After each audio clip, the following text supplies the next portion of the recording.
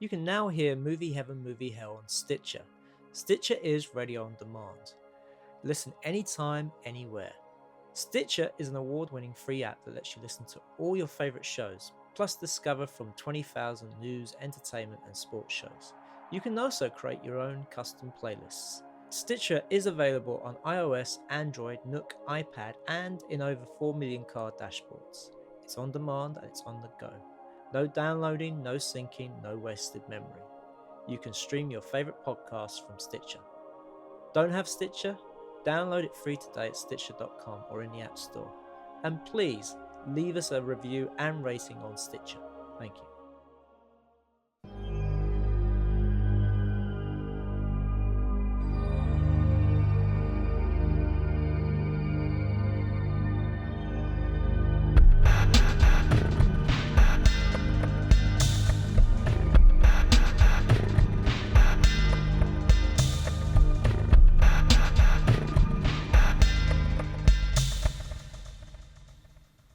Welcome to Movie Heaven, Movie Hell with me, Simon Aitken, and I'm Keith Eyles, and we are both independent filmmakers that like to discuss other directors' work. But to begin this episode, we actually do have some really good news to report, don't we, Simon? We do indeed. We talked to Anthony and Claire Bueno about their documentary Cleaning Up the Town, Remembering the Ghostbusters. Now, when we spoke to them, they were just about to do their Kickstarter, and as we record this, their Kickstarter finished yesterday, and they were able to raise the full amount that they needed. Yeah, and some, apparently. So, yeah, the final amount was 44,000 and change. It's nice, isn't it? No, yeah. Good going. I couldn't be happier for them. Really, really good to hear this. It has been a long sort of labour of love for those guys getting this project together, and it's certainly something that many film fans out there, us included, would very much like to see. So yeah, fantastic news. I think it's always good to start one of these podcasts with a bit of good news, and and that is indeed. So well done, Claire and Anthony. I'm very proud that I was able to support them, because I actually don't pledged some money towards it, so I can get my copy of it on DVD and Blu-ray. And I did also. Yes, I'm going for that Blu-ray edition as well, and we also get our name in the credits as well, apparently. So that's pretty awesome, isn't it? Yeah. We'll sort of have to. I imagine there's going to be a lot of names on the end credits now. I think there will. Yeah, 750 something at least. I think it was. Yeah. So. Yeah, but hey, this is good stuff. We're really happy for them. It is good stuff. Yeah, it's and good stuff.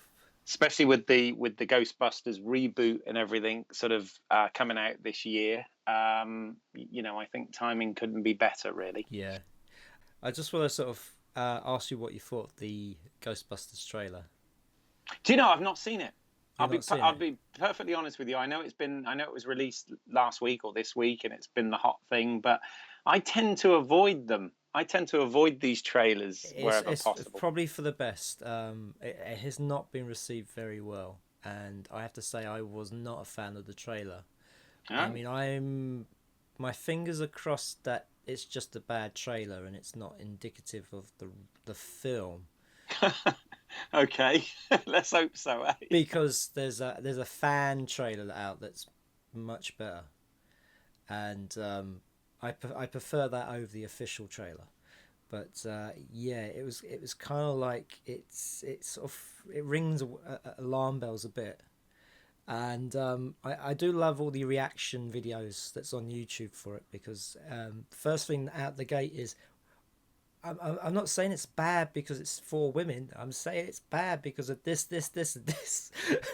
Right. Okay. So, we'll just have to see how it goes. I mean, I'll just be very cautious about going to see it when the time comes. I think I will see what the reviews are, and if they're good, then I might go and see it.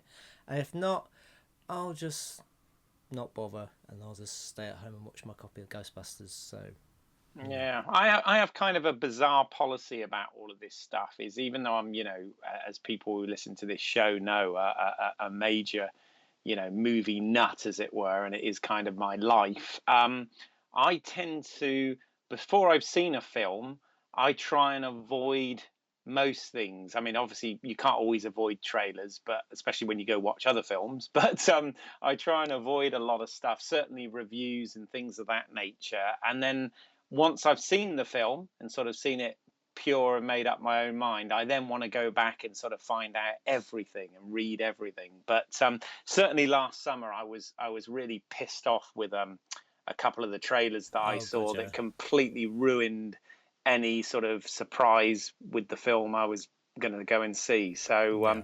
if it's a teaser trailer, it's usually all right. But if it's anything bigger than that, I tend to worry nowadays because Hollywood want to show you everything, which is bizarre, but there you go. My policy is if it's a film that I'm looking forward to seeing, then I will avoid trailers and reading up on it and stuff like that. But majority of the films out there, I tend to sort of I kind of want to know what it's going to be like and have a look at it and stuff like that, and through trailers and stuff. So yeah, it's kind of like you have to be.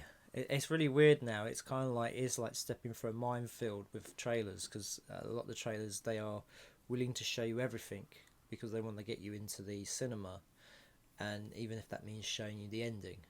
Yeah, yeah, it's like, what the fuck?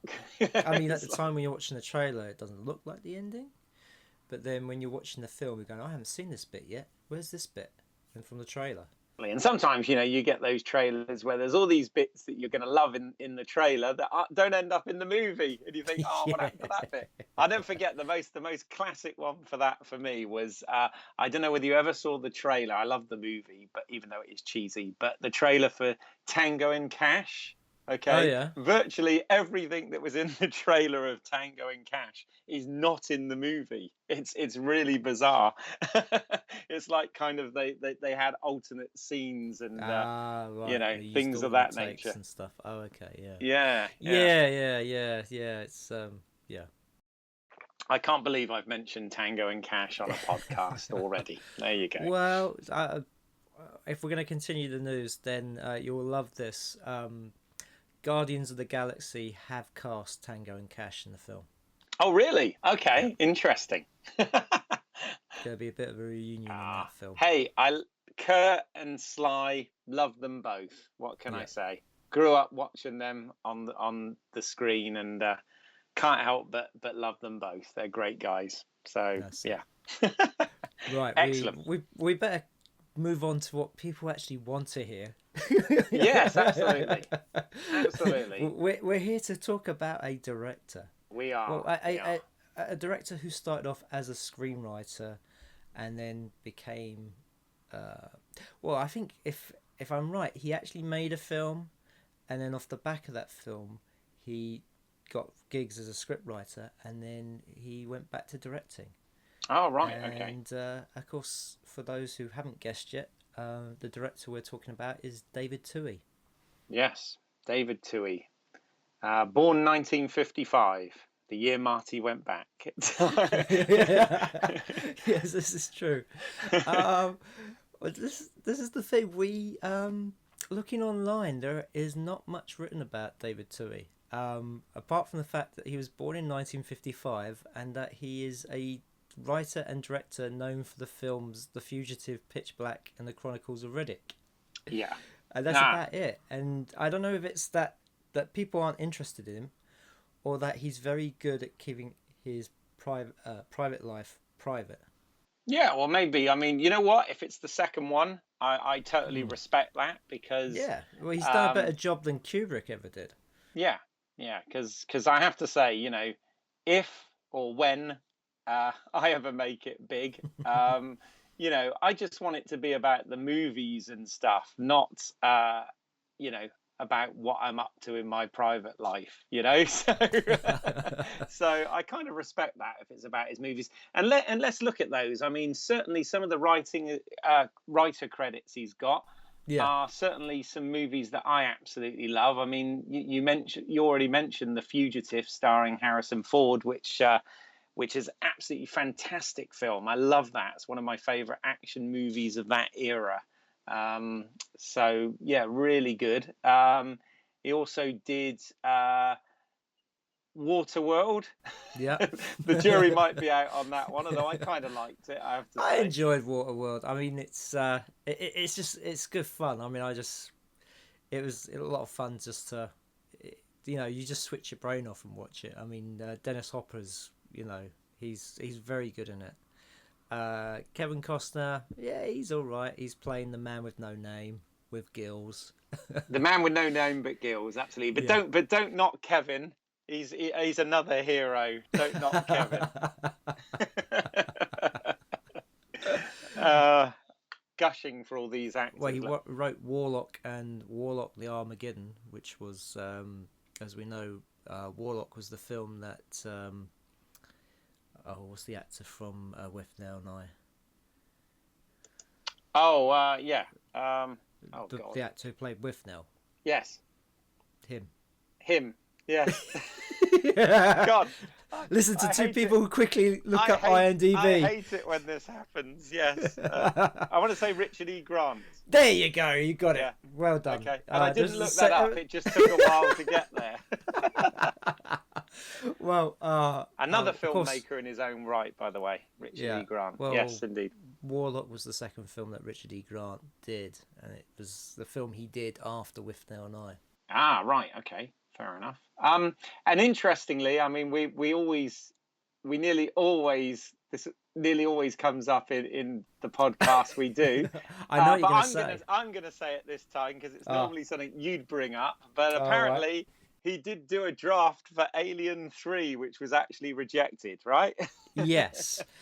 People speculate was the basis for Pitch Black. Right. Okay. That it was a kind of similar story, but he just changed the creatures in it from aliens to the hammerhead flying shark creatures. Interesting. There you go. You see, and apparently this is according to IMDb, but he was also approached at one point to direct Alien versus Predator, but turned it down due to scheduling conflicts. So that's right. Yes, I believe he was doing. I think he was doing Below at the same time. Oh, right. Yeah. Fair enough. But well, I mean, I guess it worked out better that way because Alien versus Predator was such a train wreck, and I think any director who was on board that was, it's kind of like it was just one of those projects. It would have been a miracle to have made a really good film out of it, and they had the ingredients there, but it's just, I don't know. I mean,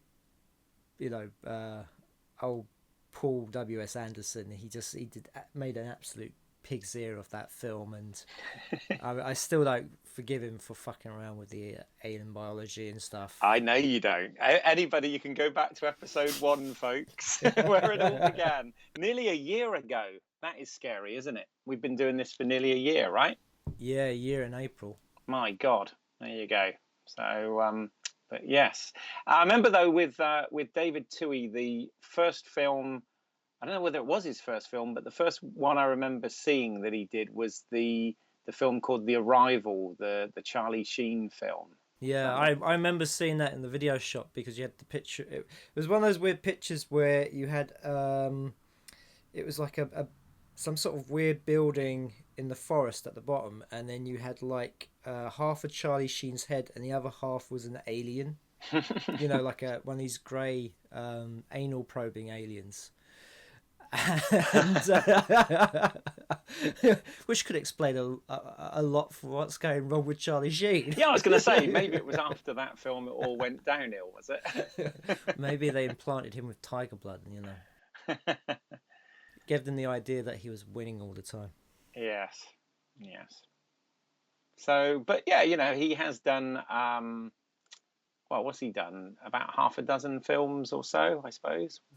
Yeah, Yeah. yeah. I mean, he's done 7 films, and he's been announced to be doing another follow up to for the Riddick films called Furia, which is supposed to be like a prologue to Pitch Black. Oh, you see, and there was me thinking that I'd finally bought the ultimate, Riddick trilogy on Blu-ray, and they're going to go and make another film and mess up that collection. Damn it!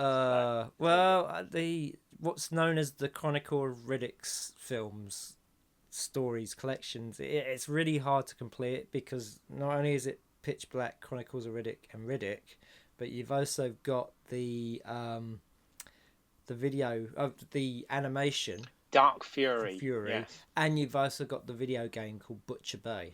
Ah, right, yes. Then they all tie into the chronology and storyline of that character, don't they? Yes.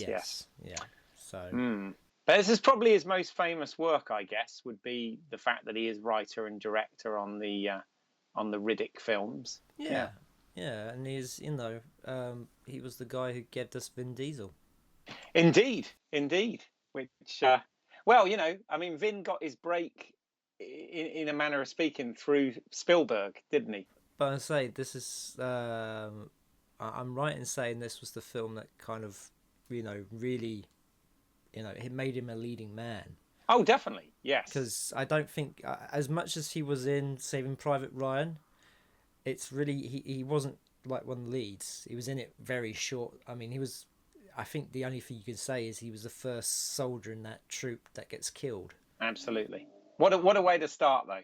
Yeah. Oh God, yeah. No. I'm not putting him down for that because that's everybody would want to do a Spielberg film. Don't matter who you are, you would want, even if it's a small part. It's a part, and it's a noticeable thing. I've got quite a bit of time and respect for Vin Diesel, actually, because he is a massive movie fan himself. Obviously, as a producer as well as an actor. Yes. And he got noticed because he wrote, produced, and directed his own film that he put out there. That Multifacial, which got him noticed and got him sort of on Spielberg's radar and whatever for that. But yeah, I mean, this was kind of the first of his franchise movies. The other one, of course, being the Fast and Furious films, which I also love. I say that's one of my guilty pleasures. I actually really enjoy those films for what they are. I'm excited every couple of years when one comes out to go and see it. Obviously, sadly it's now all shrouded by the very sad and untimely death of another actor I thought was decent, which was Paul Walker. And it's a shame because I think it has tainted that whole thing slightly. But yeah. But I have a bit of trivia for you. I'll go for it. Do you know why Vin Diesel did the cameo in Fast and Furious 3 Tokyo Drift? I believe I do for this one. This was to do with him getting the rights from Universal to the Riddick character and being able to make the next Riddick movie. Is that right? Something like that. Exactly, yes. Yeah. That's correct. Yeah. So Vin Diesel actually owns the character of Riddick. And man, does he own it. Absolutely.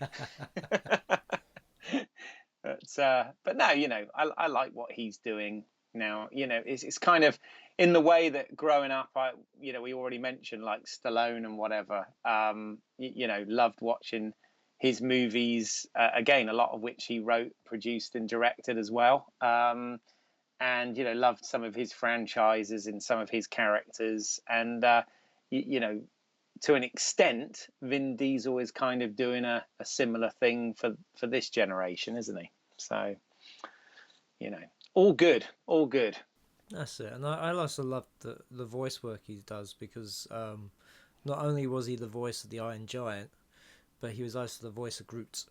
And that's right. Yes, absolutely. So he connected with the Marvel universe as well. Look, there we go. Yeah.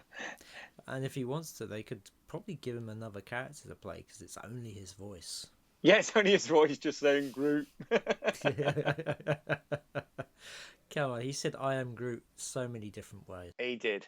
He did. Amazing. And he also said we are Groot. He did. Let's move on to our picks of for movie heaven. So I'm going to go first because I think we're already getting into it anyway. But my pick for movie heaven is Pitch Black. Yay!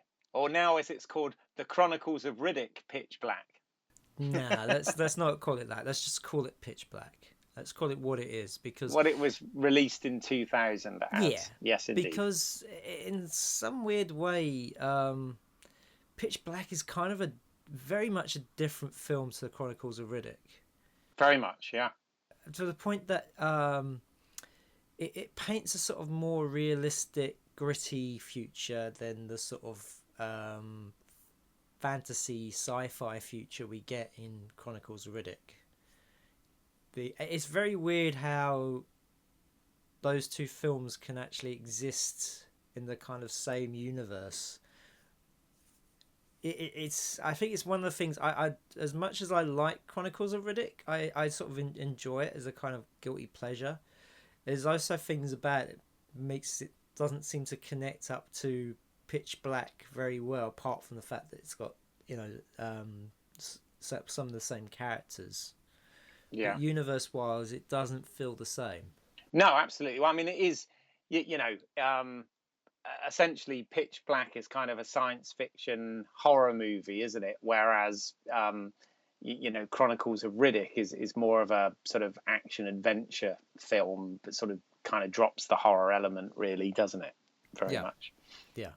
But we're not talking about Chronicles of Riddick. We're not. We're talking about Pitch Black. Absolutely. So let's talk about Pitch Black. So if you don't know what the story is, it's about a commercial freighter that crashes on a planet. The few survivors that are left on a planet that has 3 suns, so there's no darkness. They have to contend with an escaped criminal who likes playing with them, and trying to find a way off this planet before a total eclipse arrives, because the inhabitants are far more deadly than this criminal is. Yeah, basically they don't have a lot of luck, do they? and this is this is one of the things that's kind of nice in this kind of film is the setup. I mean, it goes immediately into this crash landing, so we're straight into it, and essentially, the people who survive that, they've got to not only survive in terms of food, water, shelter, and all that sort of thing, and try and find a way off the rock, but their timing couldn't be worse in the fact that it's coincidentally coincides with this solar eclipse as well. So yes, it's bad news for the survivors of this journey, isn't it? Yeah. I mean, what I love about the story is that it's very well constructed. So you've got a bit of a mystery going on. So they've crash landed on this planet, and it's like in the middle of nowhere. They're sort of the ship wasn't on the sort of major shipping lines, so there's no rescue, and so they need to find a way off the planet. And so through searching, they find this small sort of outpost that's been abandoned, and it does look like the Mary Celeste. There's all this stuff left there, and very reminiscent of Alien. When the opening scene from Alien, when the camera's going around the ship, and you just sort of see things, everything's sort of left in its place, but there's nobody around. And it's very much like that, and you see these massive skeletons of these great beasts that have been slaughtered God knows how many years before, and of course the mystery is what could have killed these massive beasts. And of course they find out through one character digging a hole yes, yeah. to bury the bodies, and also from finding out what happened to the colonists about these creatures, and they're really well designed. I mean, the whole sort of planet and the creatures and everything are so well thought out.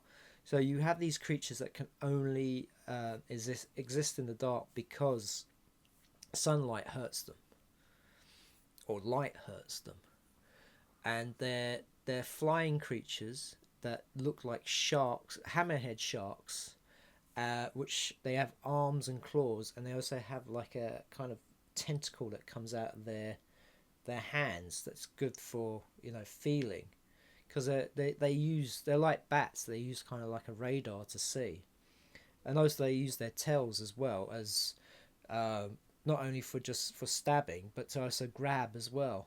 Yeah. And so you have these creatures that are absolutely deadly. No, and I have to say they're incredibly creepy and well designed. I mean, that was one of the things about this film, you know, way back when it came out and I first saw it, you know, that I thought worked really well is these creatures were genuinely quite creepy and quite scary, and yeah, the whole thing, you know. And like I said, if they didn't have enough bad luck as it was, they throw this into the element, and Yes. it Yeah. does seem rather desperate. It's like, my God, Yes. what are these guys going to do? Yeah, I mean, there's a ticking clock element to it, and I mean, it's great how the characters are as well, because a lot of the characters aren't who you think they are. So you've got the main character, the pilot, who's played by I'm gonna massacre her name now, but Oh, is that it's Radha Mitchell? Yeah. that's it. Yeah. Yeah, yeah. Which is kind of interesting because you know, when you look at this film, Mm-hmm.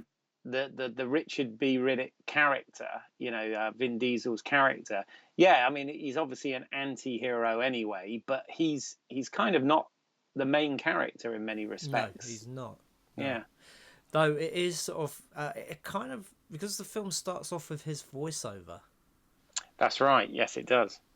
and I'm not sure if that's how they originally wrote it or if they decided to put that in because how well the main him as a character was being received, because he is throughout the sort of other films you realize that he's a guy, he's a survivalist, he's an escape artist, but he only kills when he needs to.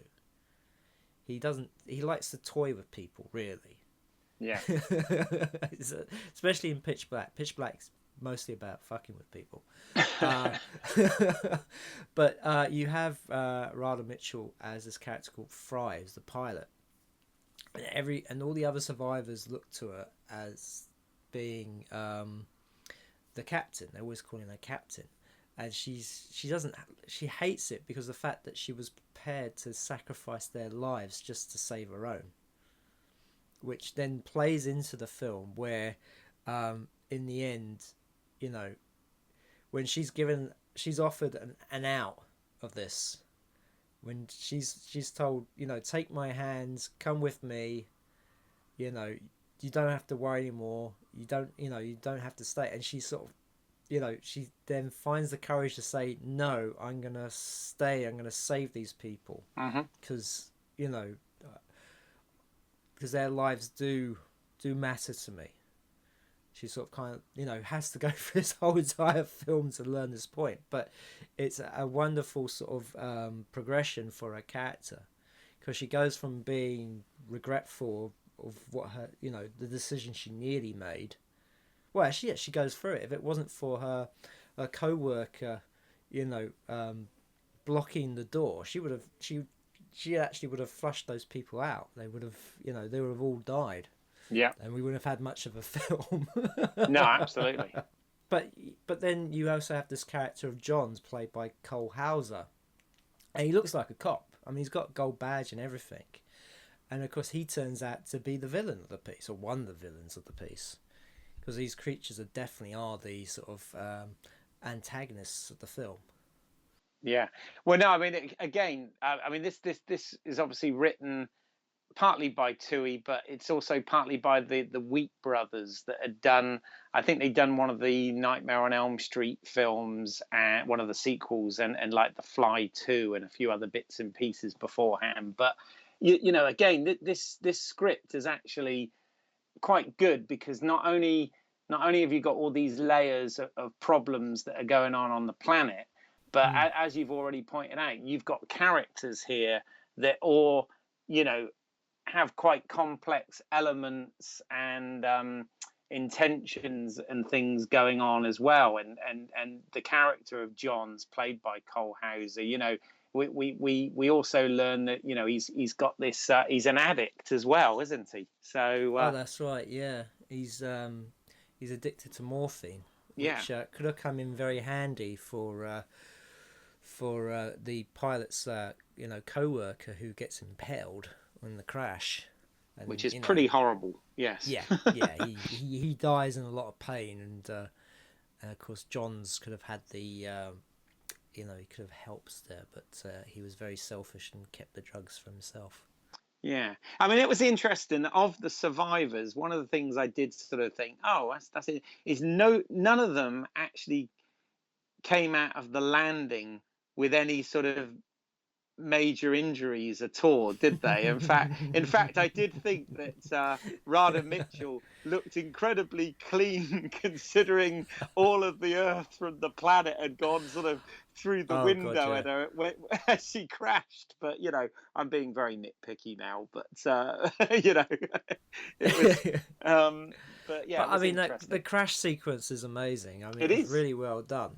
Yeah, and the bit as well with the as they're about, the window smashes and they're about to hit the ground, and it's these close-ups of her eye, and they're kind of being stretched and stuff. I mean, it's really cool. But I have to say that this is a criticism not just of this film, but a lot of David Twohy films. He always has this sort of sequence where there's some weird editing in it. Yes. Where it's really just too flashy for its own sake. And there's a bit when I think it's when the first guy gets killed, when he's digging the hole, and one of the characters runs, I think it's the Australian girl played by Claudia Black, runs the hole, and she sees Riddick there, and there's this really weird, you know, like series of close-ups where he's on one side of the screen and the other side of the screen, and they're really fast cut, and then he sort of moves away, and it's just like, huh? Yeah, I think he's trying to be a bit sort of showy offy sometimes. But there's always kind of like stuff in these other films where that happens. Yeah. I mean, with Chronicles of Riddick, there's the fight scene on the crematoria. Yeah. You know, you've got the prison guards trying to escape, you've got the convicts trying to get to the ship, and then you've got the necromongers there fighting, and it does this really elliptic editing where it's really hard to see what's going on, and you're just like, what the fuck? Why? Yeah. Why? Now he does this in, well, I think most of the films we're going to talk about tonight. There is an element of that, most definitely. Yes. So that must be a bit of a Twohyism. It's a Twohy cut. Yes, indeed. They got, you know, quite a varied sort of band of survivors. Well, initially from the crash. But the film itself is also I know it came out as there was a theatrical version, and then there was an R-rated version, which the only difference is, to my knowledge, the fact that the R-rated was just a bit more violent and a bit more gory. No,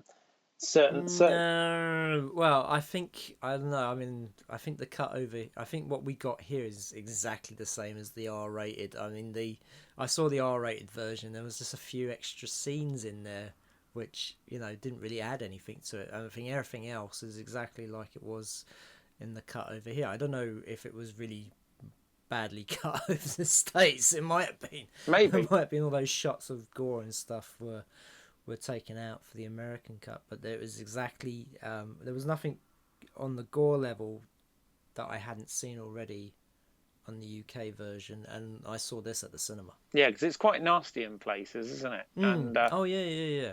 a lot of it's more what you don't see than what you see, actually. But Yeah. yeah.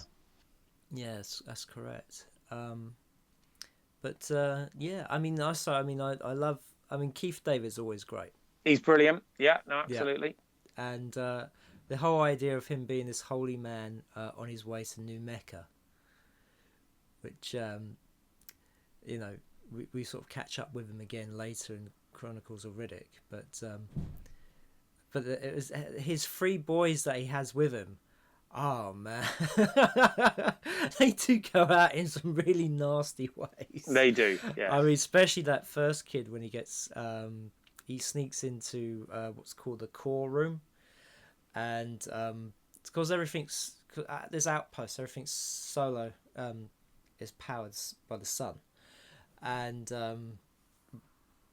John's trying to get into there, and Riddick says, "Oh, he can't get in," and he sort of takes this cover off where you have Jack hiding, who's this kid who's spoiler, is a girl pretending to be a boy, and was also idolizing Riddick and having shaved her hair off and wearing the goggles as well. She's hiding there, and of course that's the one thing about Riddick, is he's really hard to sort of sneak up on. And of course reveals this solar panel, and there's poor kids in there, and of course so are the creatures, and of course they hate the sunlight, so they're going to go for whatever's wherever the darkness is, and this poor kid just happens to hide in the wrong place, and you don't actually see the attack, you hear it, but then we see the remains afterwards, and it's literally picked to the bone. Oh. Yeah, it's pretty nasty. And obviously the thing about Riddick in this film that plays as part of his backstory is he's actually had his eyes worked on to allow him to see in the dark, right? But obviously it makes him incredibly sensitive to light. He's had a surgical shine job. Yeah, he had to pay something a doctor in a was it No Light Slam 20 cool.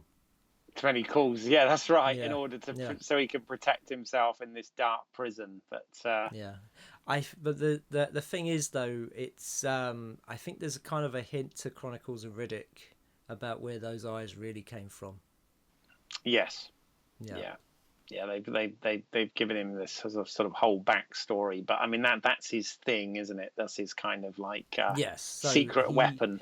He can, this is what makes him very useful to the rest of the group, is the fact that he can see in the dark where they can't. It's absolutely what serves this story, isn't it? From a character point of view, it's kind of the thing that this convicted, anti-hero guy is incredibly useful for the survival of all of them, because of this advantage that he's got of being able to see in the dark. And it also makes it kind of interesting from a story point of view, is that they need this guy, but they don't know if they can trust him. Exactly. Yeah. So you're never quite sure if he's going to fuck him over at any point. Which he could do, because he is not a hero, this guy, in any of the films. He's very much an anti-hero. Yeah, absolutely. Which is great, because we don't get many of them these days. We don't get many anti-heroes in films. No, so absolutely. It's that's one of the things why I do like about the Riddick films, is the character of Riddick. Because he is this guy who, on the surface, he's an anti-hero, but he certainly does care, or he tries to sort of he tries to give people a chance, that's for sure. Yeah. And he only kills unless he has to. So it's kind of like one of those things, but in Pitch Black, when you're introduced to him as this stone cold killer, and of course it's if anything, this film is about that appearances can be deceptive. Indeed. Yeah Both with Riddick and of course with the John's character played by Cole Hauser as well, as you said. I think for most of the characters in this film it's the case. I mean also the fact with Jack, finding out especially when they're out there in the middle of the darkness, surrounded by these creatures. That it turns out not only is she a girl, but she's also on her period as well. Exactly, and which is the thing that's attracting the creatures in the first place. Which is Yeah. it's no, it's absolutely. I mean, it is. I think both. I think the thing that makes this film strong. I mean, it is very well made and quite well acted, etc. But the story, the script itself is actually very multi-layered, both with plot and characters. And they've got the balance very good here, because often you can get some films that have got a really good story, a really good plot, really interesting, but the characters are just sort of two-dimensional stereotypes or whatever. Or you get something that's got really interesting sort of multi-dimensional characters and whatever, but they're in a story that's kind of not a lot happens and is a bit sort of bland or dull. And I think one of the things that this film does incredibly well for a sort of moderate budget film that it was at the time, I guess, is the strength of it is around the fact that both character and plot is very, very nicely paced and measured. And obviously, credit to David Twohy. This is not badly directed at all. I mean, I do take your point that it is a little over showy in places with some of the editing, Well, some of the post-production. I mean, it was really just one place. I mean, it's the rest of the film is edited really well. It's just that one decision. It is he has that in his films where there's that one spot where you just question the choice of editing, but it's almost like he thinks he's got to be arty at one point or something. When basically he's making genre films. God damn it. Yeah. But I have to say something about his writing, and the thing about his writing, it's never winky.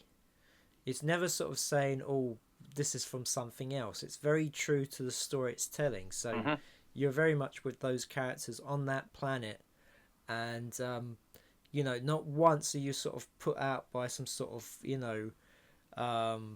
homage or, Easter egg that's in the film that says, oh, look, this sci-fi film, look, remember this sci-fi film? It's not. You are there with those people on that planet. Yeah. And you're watching them and hoping that they get out of this. No, absolutely. I agree with that. In fact, when we get on to some of my points, some of my picks, I'll be sort of enhancing that point very much, actually. So, no. So Pitch Black, we like it. Yeah. I mean, I'm not disagreeing with you on any of this. I enjoyed when I first saw the film, even, obviously it was before Vin Diesel was a big name, and it was before, the whole Riddick thing was a franchise. It was just this film called Pitch Black. And, I found it to be very effective. I too saw it at the cinema, and I thought to myself, really like that one, and made sure I got it when it came out on DVD, and I've since just recently bought it on Blu-ray. So it's a good solid action sci-fi horror film. Yeah, no, it's great, and I enjoy. I come back to watch it, every couple of years, and I still sort of get caught up in it, and it's great. It's a great little sort of horror sci-fi film. Yeah. And if you've not seen it, well worth checking out. Well worth checking out, indeed. I mean, I would say, I have to say, out of David Twohy's filmography, I do actually think that this is his best film. I mean, if you hadn't have already selected it as movie heaven, I probably would have. But no, I do think that this is a very strong contender and works very well all round. And but saying that, your pick for movie heaven, I hadn't seen, and so I had to watch it for this, and I thoroughly enjoyed it. Oh, good, because I thought you might. I thought it was one potentially. Sometimes we don't always agree on things. I thought this might have been one that potentially you didn't like, but it's good to hear you enjoyed it. Well, it was one of the things. I thought it was another film. Oh, And I good. think you mentioned that as well when we were talking about our picks, and you said, "Oh, I just watched it, and I thought it was another film." I thought Yeah. and it did. I thought it was the because at the time you had these spat of films, um, which had to do with holidaymakers, sort of either being picked off for their organs and stuff. Yeah. Now, And I thought it was one of those films. absolutely. Well, that's exactly. I mean, I guess I should say, in case people say, "Well, Yeah. what is the fucking film then?" It's A Perfect Getaway, which he made in 2009, which is essentially a thriller. But yes, I did exactly the same thing. I mean, I think this is the problem when you. I mean, you used a term a few podcasts back about how you consume material. You watch so many films and TV shows, just so many a week, and that's what I've done most of my life. And what happens, I think, is when you end up seeing so many, particularly if they're not by necessarily a big famous director, it's not like always, or a big blockbuster or something. When you kind of see all the stuff that just happens in between, sometimes, yeah, you end up watching so many that they do sort of blend, and you do get confused. And I indeed, originally, when we were talking about doing David Twohy as our T, as we'd already obviously done Tarantino when we cheated with Q. Q. I looked at his filmography, and of course, other than the Riddick films, which were the obvious ones, I was like, okay, what else has he done? And I looked, and I did indeed. I thought The Perfect Getaway, I was getting confused with a film called Paradise Lost, or Turistas, as it was called in the States. Oh, that's right, yeah. Which is a John Stockwell movie starring Melissa George, and is absolutely about people who go on holiday and end up with organs missing and things of that nature. Great film in its right, that one. But it wasn't until I revisited this that I was like, oh shit, that wasn't the film I was thinking at all. However, I obviously persevered with it and watched it, and I thought, no, I'm going to stick with this as movie heaven, because I think it is a really good thriller, to the point where I actually ended up watching it twice. And the reason for that is, and I'm sorry, listeners, if you guys do hate spoilers, but this is going to be spoiler warning. Yeah, this is going to be kind of a difficult film, really, to talk about without ruining it. It's one of those films, unfortunately. So if you haven't seen it and you don't, I suggest you skip forward half an hour or whatever on this podcast. But or listen. The other alternative is you stop the podcast now and go and watch the film, and then come back, and then we can talk about it. That's the beauty of recorded stuff. Absolutely, you can stop it and come back. So this was a film. This one was actually not only directed by, but this was written by David Twohy as well. So it purely is a piece of his work. It stars Timothy Olyphant. Timothy the Oliphant packed his trunk and went. Did he went off to the circus? It went to Hawaii to very much channel Bill Paxton. I felt most of the time in terms of his performance. But well, if he was channeling Bill Paxton, then Steve Zahn was definitely channeling David Twohy. There you go. Because he looked. Because the whole look of Steve Zahn in the film with glasses and everything, he really does look like David Twohy. Yes, now, and he's playing a screenwriter in inverted And he's playing commas. a screenwriter, and they talk about screenwriting as well, and the talk of serial killers in films, or killers in films. Exactly. It's a very clever script. It is. It's a very clever script, and the thing is as well was.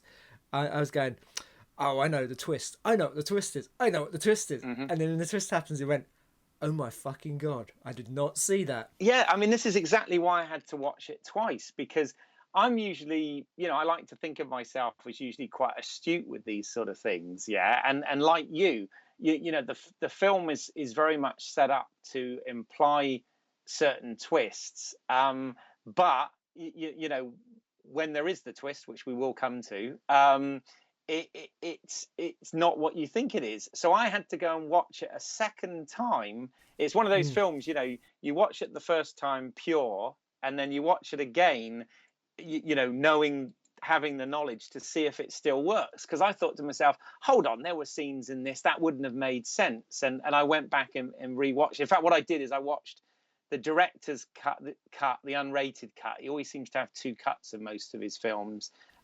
First, and then I went back and watched the theatrical, so that way I could also see what the differences were, and there weren't that many, to be honest, even though there's a sort of 10-minute difference in running time. But yes, as you've mentioned, so we've got Timothy Olyphant and Steve Zahn playing two characters, and then you've got as their partners, you've got Steve Zahn's partner is Mila Jovovich, and Keely Sanchez is Timothy Olyphant's partner. Well, there's a third couple as well. Well, there is. Thor's in it. yeah. A very sort of short-haired. Well, no, he wasn't short-haired, but he was sort of very grizzly-looking Chris Hemsworth. Exactly. And he had Marley Shelton in it as well, who was who I really liked in Planet Terror. Absolutely. I thought she was very good in that. No, she was. I mean, Chris Hemsworth, even pre-Thor, had amazing abs. It's like I was like, I hate you on all levels. This is just not fair. So essentially, this film gets set up. So what's the story? Right. What's the story? But basically, you've got a young, sort of very conservative American, actually somewhat annoying couple that are going on their honeymoon in Hawaii. And if nothing else, this film, not only does it work quite well as a story, but in terms of photography and whatever, this is absolutely beautiful because, it is all, deep, rich green forests and blue skies and blue sea. And it's very nice. I mean, Hawaii is one of those places on my want to go list badly. Okay. And this film cements. I thought Hawaii 5-0 did it, but this film cements it even more. So they're in Hawaii. They're in Hawaii on their honeymoon, and I have to say, they are set up as this. It starts off. You see some little home video sequences from their wedding. Where guests, etc., had been interviewed, and what they're doing is they're basically documenting everything on what now looks like old technology, Sony camcorder.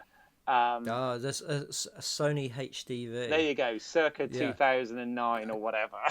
Can I just say, when we're talking about the opening sequence with the sort of wedding video, when I was watching that, I was going, oh, I'm not liking this. I was just getting off to such a bad start, but then it comes back. It does to it, and it and you go, okay, and that sort of makes sense why it's there, because as a beginning, I think this is a problem why people don't know this film very well, because they probably did sit down and try and watch it, and to get past that opening segment is quite difficult because it's just. It's not generic. Quite sure what the film. It's very. You're not quite sure what the film is. I mean, in the unrated, the director's cut of this, there is more of that basically. So if you weren't a fan of the video opening, the home video opening, then the director's cut wouldn't make it any better. So we see this, and they're on their honeymoon in Hawaii, and this straight away. I'm thinking, God, this is a very different role for. Mila Jovovich, she's very not her usual, what you expect from her Resident Evil films and things of that nature.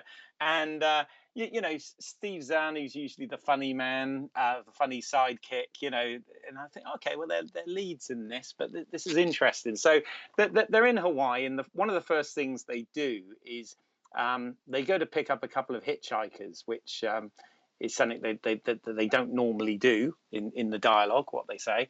And those are indeed the ones played by Chris Hemsworth and Marley. Is it Shelton? Marley Shelton, yeah. And basically, they get a bit of a bad vibe from these two. They play very sort of new age, much sort of different types of characters. He's got tattoos. Well, the thing is, I sorry to stop you That's there, right. but he does smack her. Yeah, oh yeah, he is. He's Yeah, and pretty it's nasty. just like he comes across as a nasty piece of work, you know. So they're coming off as trouble, It's and exactly. of It's course very yeah, uncomfortable. Yeah, yeah, and they keep popping up as well. They keep following them. yeah. They're called Kel and Cleo are the Yeah, characters' names, yeah, and yeah, you know they make them feel very uncomfortable, and they end up they don't give them they lie about where they're going, and they don't give them a lift, and they sort of carry on without them, and go do this trail. Now, when they're doing that, they have to cross some rather sort of treacherous cliffside rock areas, and suddenly enter character Nick, played by Timothy Oliphant, who kind of sort of breezes by them and sort of says, "Oh, you know, you just have to take it easy and not look down," and all this sort of thing, and kind of helps them across, and they get talking. Now, his character Nick is very different. This guy is totally opposite to Steve Zahn. He's a confident, somewhat cocky character, definitely trying to be the alpha male through this entire thing. Gives them all these stories about when he used to fight in the special forces, and how he's got a sort of metal plate in his skull as a result of it, and all these bits and pieces. And of course, this is where they get into the whole quizzing about being a screenwriter, and things of that nature. So they set up this character, and this is where you also meet his not his wife, but his girlfriend Gina, which is played by Keely Sanchez. And they're much these guys are much more liberal, you know, much less conservative. You know, they like to go skinny dipping, and they're very confident with their bodies and with each other. And basically, you know,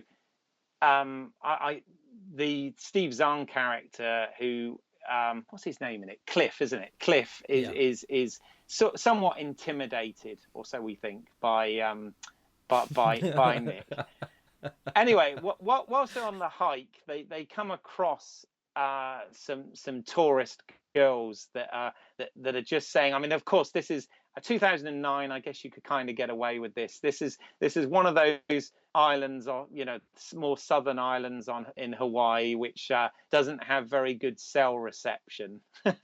So these girls are trying to get through to their parents, because there'd been reports on the news that their parents are worried about how There's a married couple that have been killed on another island, and they are worried that.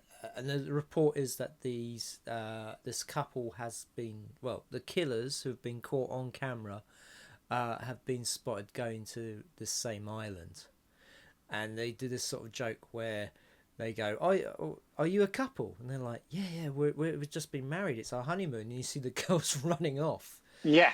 But I mean, I think at the end of the day, I mean, what it is so you have these three couples, and they keep encountering each other as they go along. They're going along this trail, which they have to have a permit to travel on, because it's a nature reserve and all that kind of stuff. And as you're going along, you're questioning who at the other two couples are the killers. Exactly. And it's just this sort of game where you don't know if it's Nick and Gina, or if it's Cleo and Cal. I mean, because you know, especially when Nick's showing off with his bow and arrow and stuff, and wants to take Cliff hunting, you think, hunting really? Does And it doesn't help that Cliff and Sydney's paranoia, keeps playing into it. Yeah. Yeah, and I'm racking my brains here while I'm talking, and I can't think of it. I've lost the name. This is actually the trail they're doing is a very famous trail in Hawaii. Beautiful trail, but I can't. The name of it's gone completely out of my head. So apologies, but so yeah. So there is this whole sort of who is it, and yeah, you're wondering the whole time whether you can trust Nick and Gina, because yeah, exactly. He goes out, they go and hunt. One one evening and he gets a goat, kills a goat and brings it back for them to feed on, and That's kind right. of freaks them out.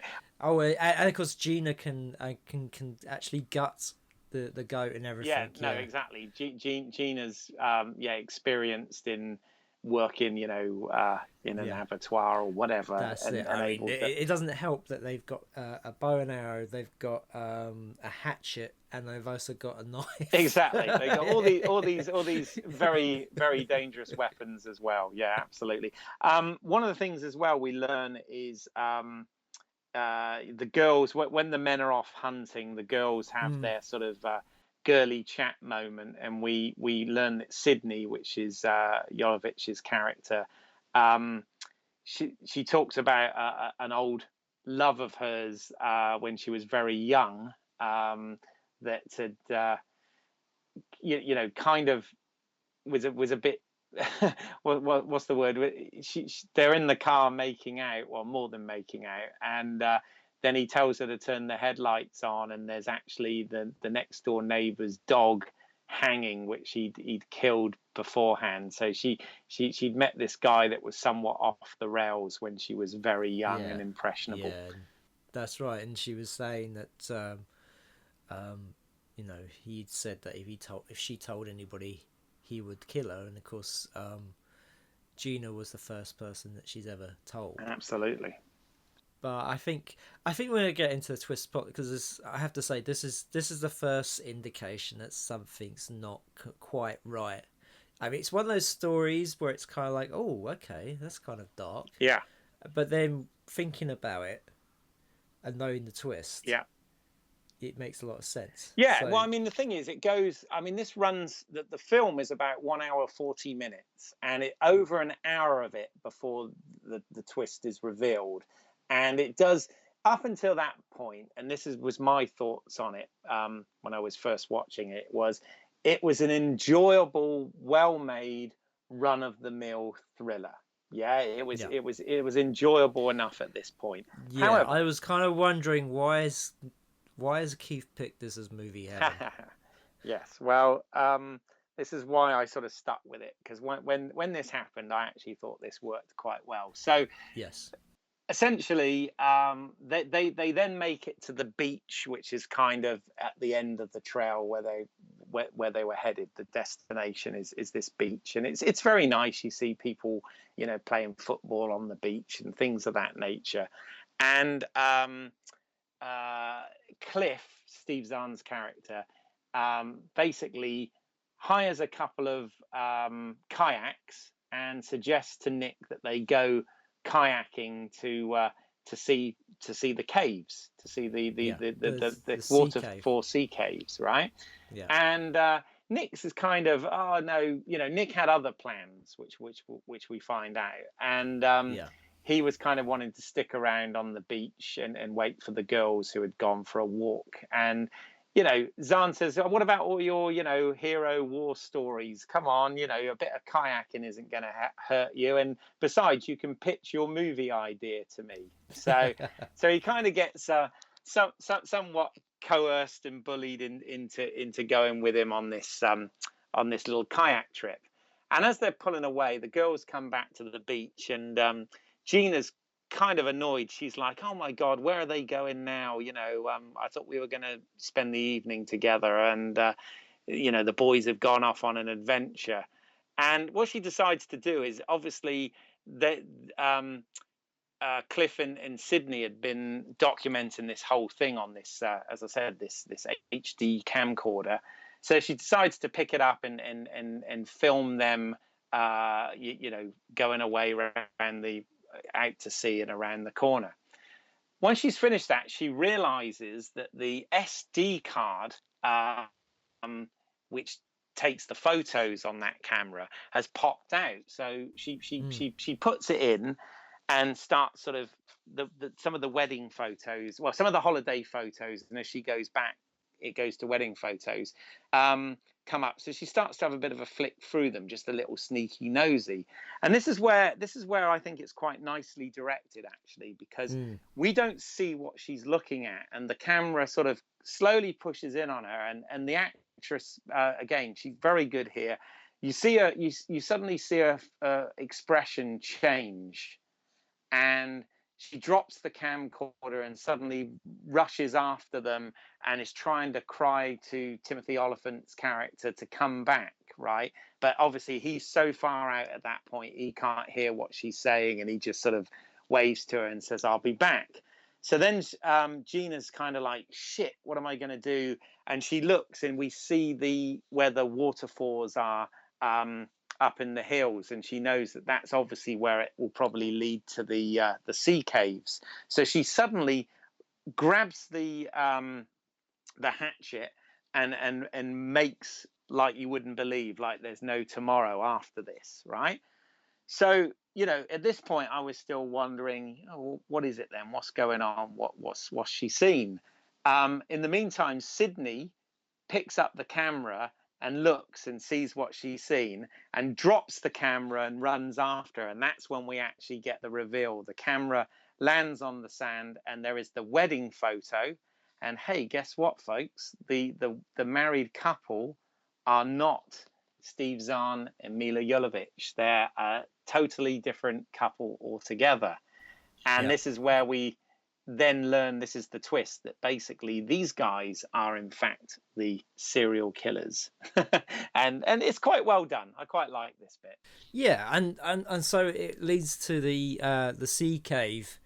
So now you know something's up, and sort of Steve Zahn's character Cliff shows his true colours, and he shoots Nick in the head, and it's a really good cut because you see Nick fall forward, and then it cuts to the man from the couple falling over, and it's a flashback, and it's all blue. Yeah. And you see Cliff looking completely different. He in the flashback he looks really dodgy then. He's got a beard and his hair's a lot longer and everything. And what they do is they learn that because they spent time with this couple, they sort of learnt everything about them, and then so they assume their identities. They start to live their life. Yeah, I mean, this is why I had to go back and rewatch it, because when this twist, you know, it does. And anybody, if any of you have been to the YouTube page and watched some of my films, you'll kind of understand why this type of movie appeals to me, because I tend to like to do things that have twists, but also I like to work with flashback as well. And there's I have to say, in the director's cut, the flashback is even longer. I think it's actually a little too long. Right. They almost go into a bit too much detail. But you have this, you know, quite artfully done black and white with colour bits flashback, which shows exactly like you said, them assuming the identity of this married couple, going back through the history on their camcorder, the cassette part of it at least, to sort of find out more about them and gain a backstory, and you know, make themselves appear more like this couple, and you know, basically assume this role, which explains a lot, because as I said, for the longest time I thought, my God, these guys are such kind of an annoying couple, but when you go back and watch it, you realize that it's all about information gathering and playing a persona, playing this role. So within the film. Well, exactly,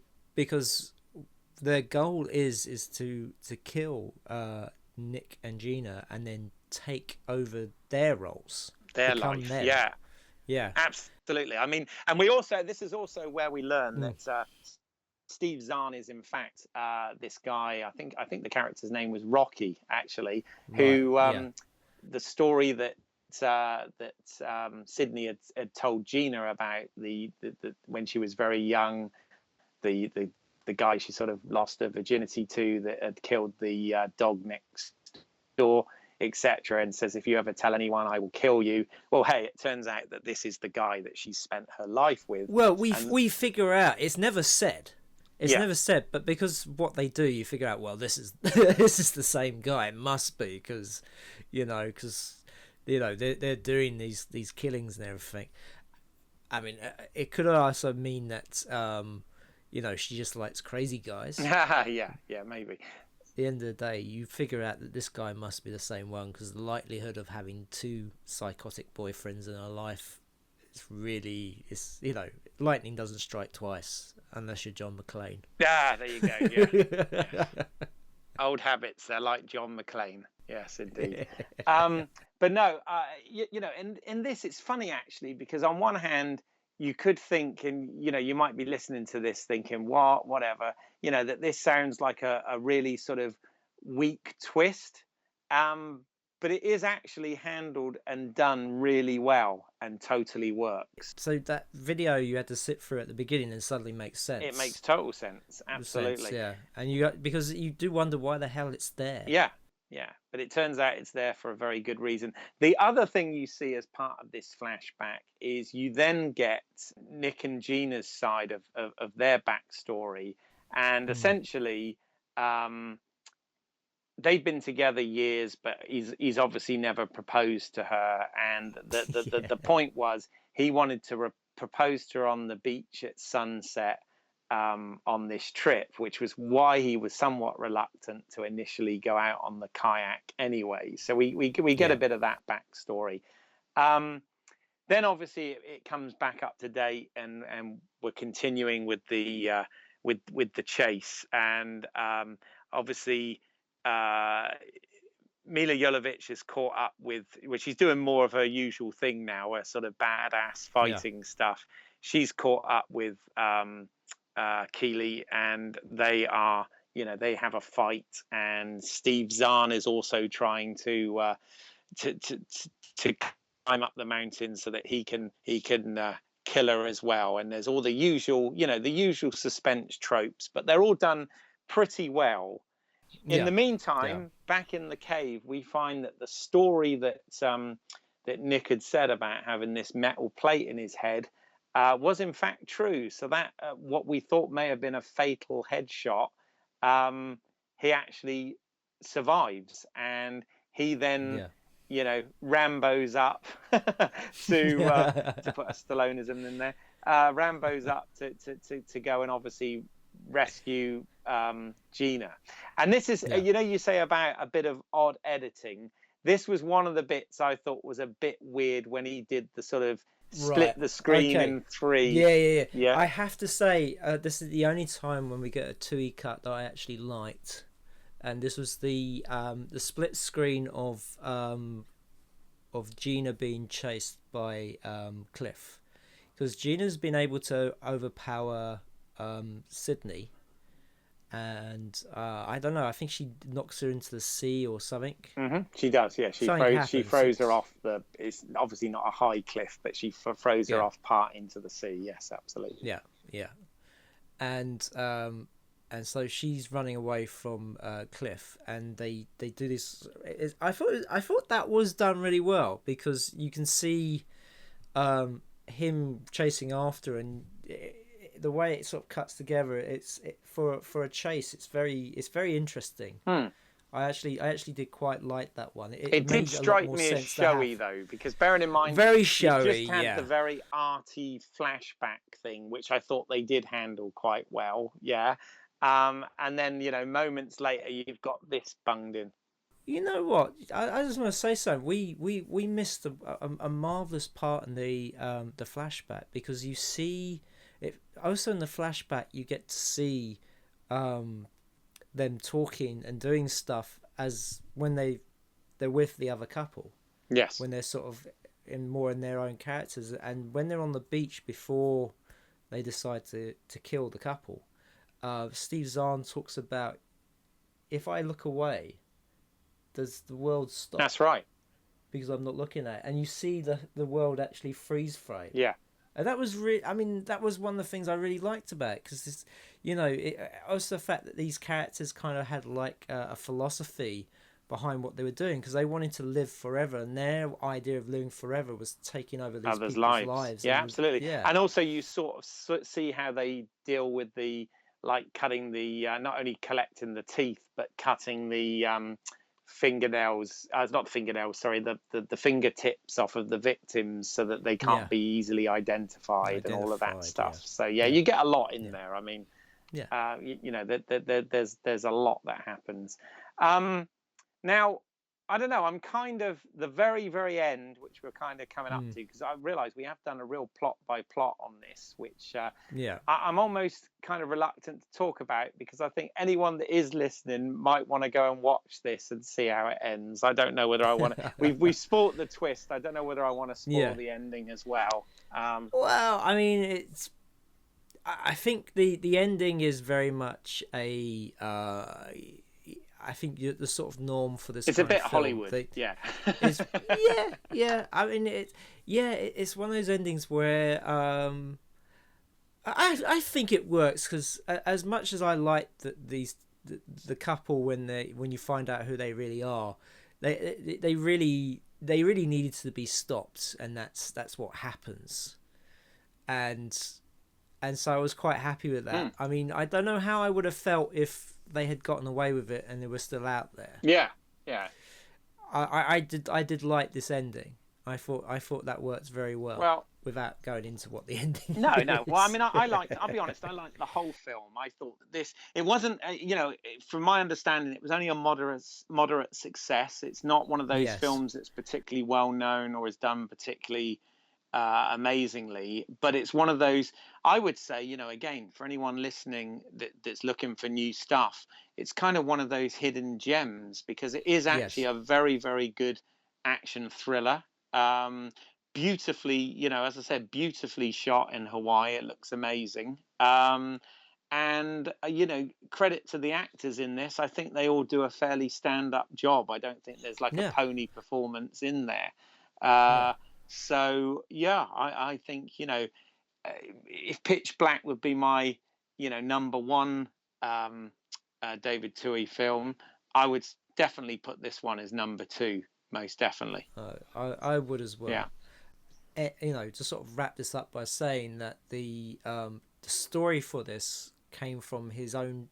David Twohy went on holiday to Hawaii, and he just remembered how people seems to tell you, you know, when you're on holiday, people tell you more about themselves than they would in their normal lives. So the sort of the gem, the idea came from that. What if, you know, these two killers, you know, preyed on that information and were able to go around and live off that information. And it's a very enjoyable thriller with a twist I didn't see coming, and it's well worth checking out. I'm really glad you liked it, actually, because I must admit, I was thinking, is this one of these ones that Simon's gonna bloody hate and say, what the fuck, Keith? You know what I mean? I was even though I originally thought it was a different film, I was still absolutely 100%. This is great, and you know, this is one of those that needs to be seen. It nearly was. Anyway, we'll be back after these messages with our picks for movie hell. Do you like science fiction and fantasy? Do you like things to be rigorously, or rather obsessively alphabeticized? Then do we have the show for you. The A to Z of SFF takes a wry, lightly fictionalised approach to the compulsive breaking over of pop culture artefacts that make up so much of today's podcastosphere. We cover everything from RNA Aardvark to Zardoz, and all points in between. Zardoz might be a welcoming mind. We've been at this for a year and we haven't finished the A's yet. The A to Z of SFF, a podcast of epic triviality. 2 men, 26 letters, 1 universe. Search for us on iTunes or your favourite podcast app as the A to Z of SFF, or check out our website, theatozofsff.com.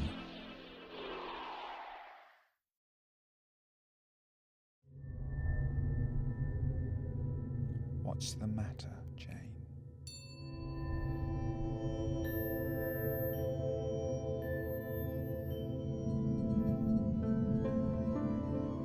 It's kind of hard to explain. I can't put my finger on it, but there's definitely something wrong.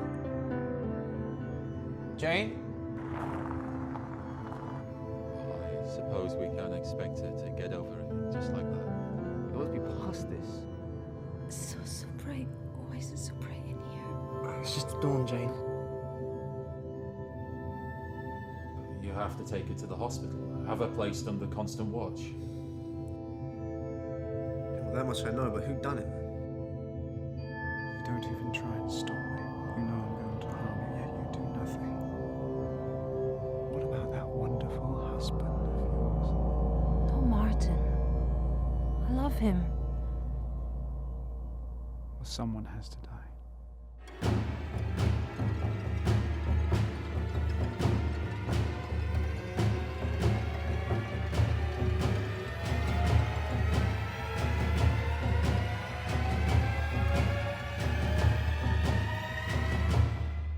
Blood and Roses. Available now on Amazon.com on DVD and video on demand. Kane, the Stone Cold Assassin. 3 men, Corbin Taylor, Zeke Jones, and Jesse Williams, were held for questioning by Marshal Gazer. His revenge will be swift. Ain't you the law around here, Sheriff? Nowhere to run. No place to hide. Jesse, you ever meet Kane? The new violent and bloody horror short from director Mike Tack.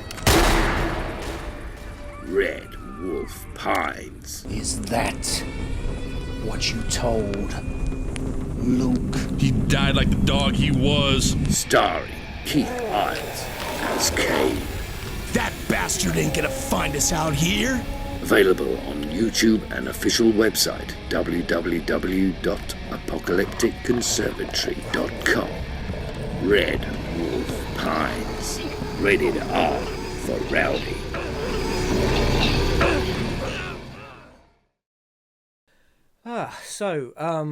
As we've changed the order this time, I'm going to go first again with Movie Hell. Okay. And my pick for Movie Hell is the film Below. Below is one of those films which it took me several attempts to watch. This sort of came out a couple of years after U-571, which was the submarine film about how the Americans captured the Enigma machine. And, of course, every history buff came out and went, no, this is wrong. It was the British who actually, discovered the Enigma machine, and they were the first ones to steal it from the Nazis, and then sparked this debate about Hollywood trying to rewrite history with war films like Saving Private Ryan and U-571, showing the American side of the story and sort of forgetting the rest of the Allies.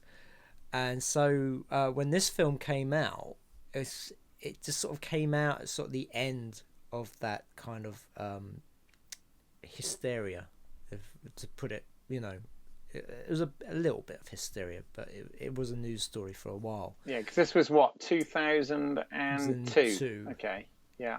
Yeah. And so I started watching this, and I got bored, which is a real shame, because so the story is, it's about the submarine,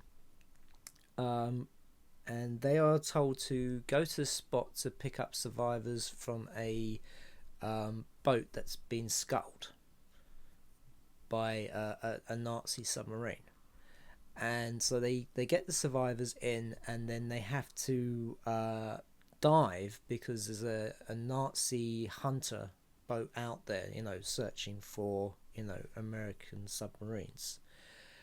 And so we get to meet this sort of big cast of, of the crew. Yeah. I mean, you've got some great actors in this. Well, you do, yeah. You have Bruce Greenwood as Bryce, who's the captain of the boat. Love Bruce Greenwood, always good. Yeah, so you got Captain Pike, driving the ship. You've got Dexter Fletcher as one of the British survivors, as well as Olivia Williams. Also, God, there's another. There's quite a few other British faces there. I mean, you've got you've got one of the actors from Alien 3. Yeah, you got Jason Fleming in there. Jason Fleming's in there, so you got you got a little bit of a Lock, Stock and Two Smoking Barrels reunion.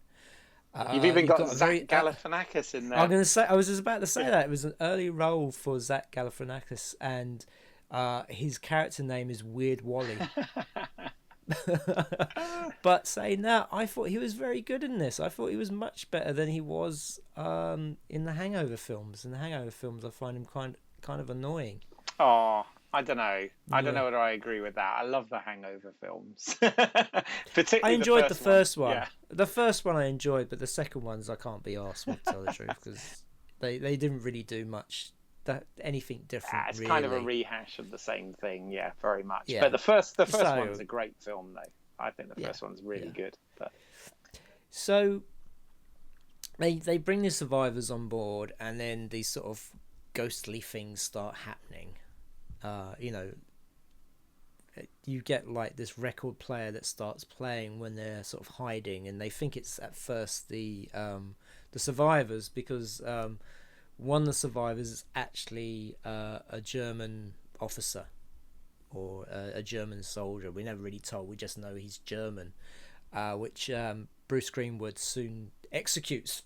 And I thought, as soon as he finds out the poor guy's dead, he wasn't given a chance or anything. Yeah. And so they have all these ghostly happenings, and the ship gets more and more torn up by not just by the German ship that's searching for them, but also by the ghostly goings on. Yeah. And so in the end they have to the boat travels back to where they picked up the survivors, and and the reasons for it are, it's one of these sort of classic ghost stories where that something bad happened on the U-boat, and the ghosts have come back to get their revenge, or for somebody to right the wrongs so that they can move on. Yeah, I mean, I'll be honest with you, I hadn't seen this film before we were going to record this podcast. Unfortunately, they had it on Netflix, so I was able to watch it on there. I don't know what I was expecting. I mean, I think it was like sort of trying to be sort of Event Horizon on a submarine, but it really fell short from that. But the thing that's a real shame is there's some really good actors in this, and I think the actual premise of it is pretty cool. It just doesn't really. I mean, the only woman character in it, played by the wonderful Olivia Williams, we all love her, yeah, but she's really underused in this film. I felt, she was somewhat wasted, as was much of the ensemble, really. Yeah. And it's interesting because this was actually written by Darren Aronofsky, wasn't it? Before, but I believe he was attached to direct it at one point. He was attached to direct it, and then he stepped down, and David Twohy took over. And did Requiem of a Dream, which was a better move, I would say. Yeah. And also, David Twohy has got a writing credit on it as well, so I think he made some changes to it. I don't know what it is. I think it's really difficult to do a good submarine film. I think the only submarine film I can think of that I really like is Das Boot. Well, Das Boot is amazing, yes. I mean, and also the fact that I think you get to know the characters a lot more. You mean to tell me you don't love Crimson Tide? Oh, sorry, yeah, I do love Crimson Tide actually, but I'm thinking of submarine films that take place during World War II that are made after the 80s. Yeah. Because there were some very good ones made in the 50s and 60s. I remember this, especially the one about the American U-boat versus the German warship. It's Enemy Below, I think it's called. Oh yeah, yeah. And that's a really great film, and it's all about cat and mouse. And that's the thing about submarine films is, at the end of the day, they are about, especially in World War II films, about the cat and mouse between a submarine and the ships above. So with Das Boot, it was the tension of being stuck on that submarine, not knowing if you were ever going to make it out of there or not. Yeah. And that's where the real tension came from. Yeah. That Enemy Below, yes, that's the Robert Mitchum film, isn't it? Yes, yeah. Now that's a classic. Yeah, that one is really good. Yes, haven't seen that in a long time. Yeah, so the idea for the story is kind of good. The whole idea of these American servicemen are stuck on this U-boat, and it's haunted, and they have to do something to sort of get the ghosts away, or they'll die. Problem is, it's the sort of the reveal of what actually happens is just rubbish. Yeah, it's absolutely rubbish. So what has happened is that we find out that Captain Pike, Bruce Greenwood, is not the actual captain. He's actually the executive officer who's taken over from the captain because the captain has died. And the story that's told is that they had destroyed a German warship, and they had gone out onto the deck to sort of see what was happening, and that the captain wanted to grab a souvenir of of what they destroyed, and he hit his head and fell over. And of course the question is, how did he hit his head? Well, what actually happened was that they had actually scuttled this this medical ship that Dexter Fletcher and Olivia Williams had come from, thinking it was actually a German destroyer. The silhouette was the same, and I think that I think they say that the captain wanted to shoot it was something stupid, because I think I'm not quite sure if it's correct, but the captain wanted to shoot the survivors, and they killed him over that.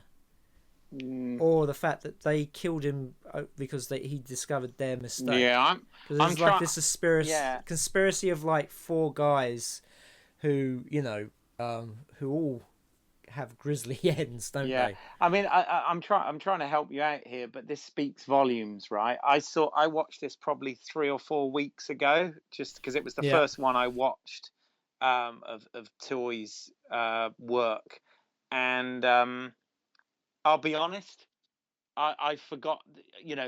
If a film's not really good nowadays, it tends to get. I think it's because of the amount we consume. Like you said, it tends to get erased from the memory bank fairly quickly. And I have to say, I don't actually remember what the specifics were around that. And it was only, like as I said, 2 or 3 weeks ago that I watched this. But I, like you, was somewhat bored while I was watching it. And I sometimes find, if I'm watching stuff at home, this is terrible, but that's why I like going to the cinema. But if I watch stuff from at home and it isn't grabbing me, I do tend to, if somebody texts me or whatever, answer a text and stuff whilst the film's on, which, is blasphemy in many respects. But yeah, I think this was one where I got very distracted and wasn't 100% with it. So I can't remember what the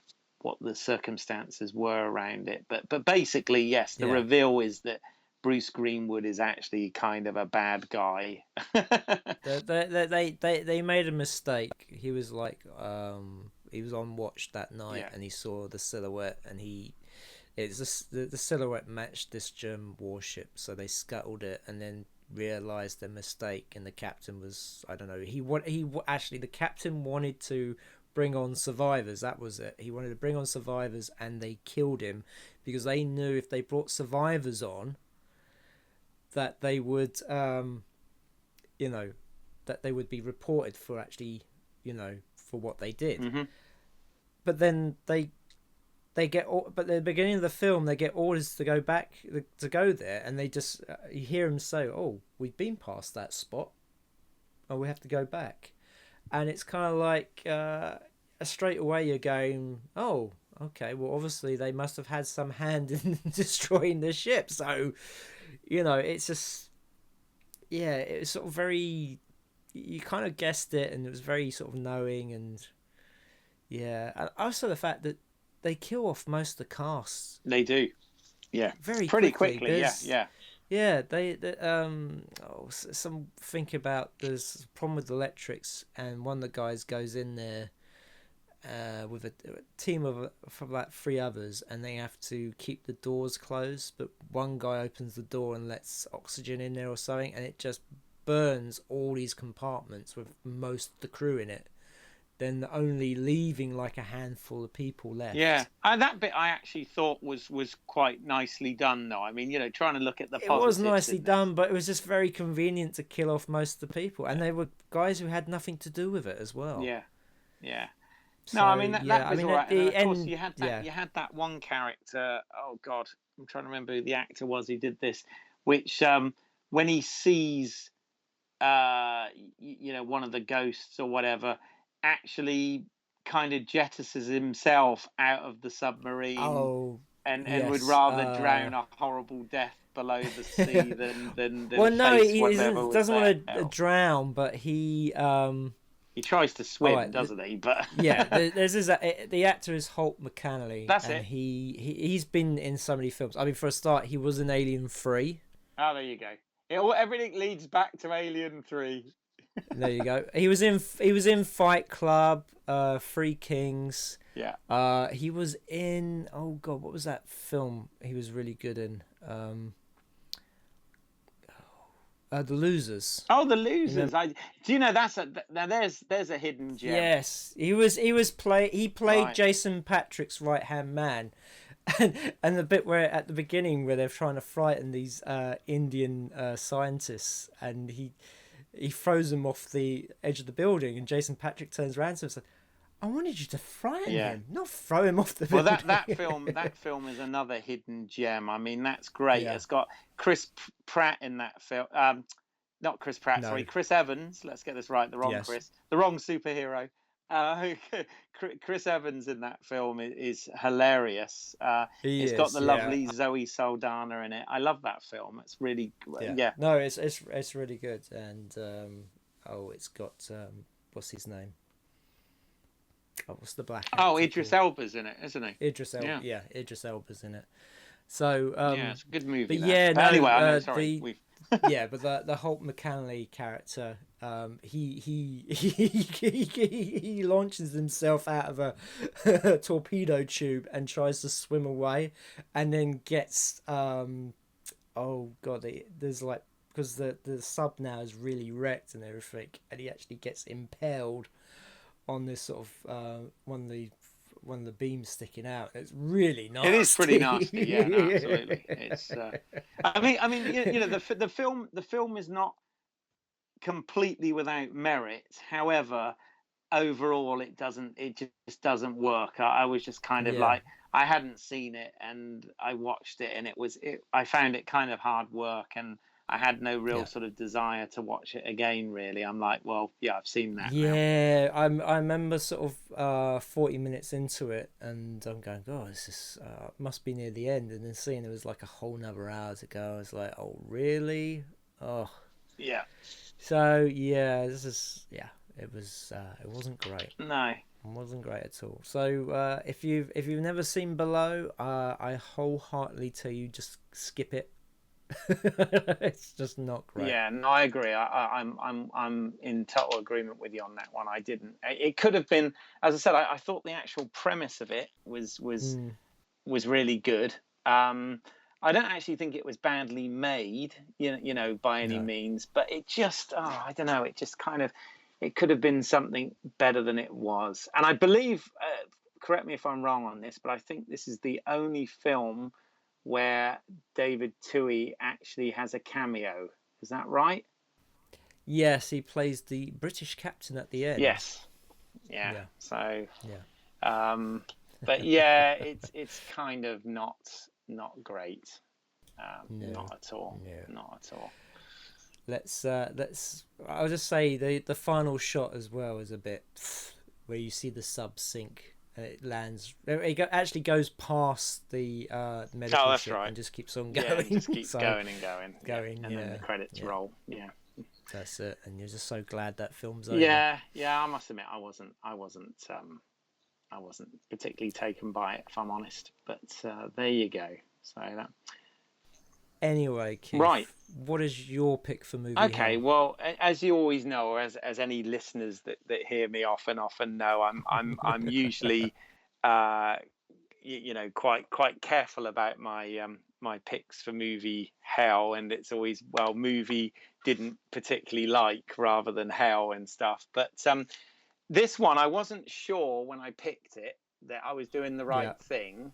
But going back, and I was doing it based on my initial response or my gut feeling back when I saw it, and revisiting it, I thought to myself, no, actually, I'm going to stick with this, however controversial it might be.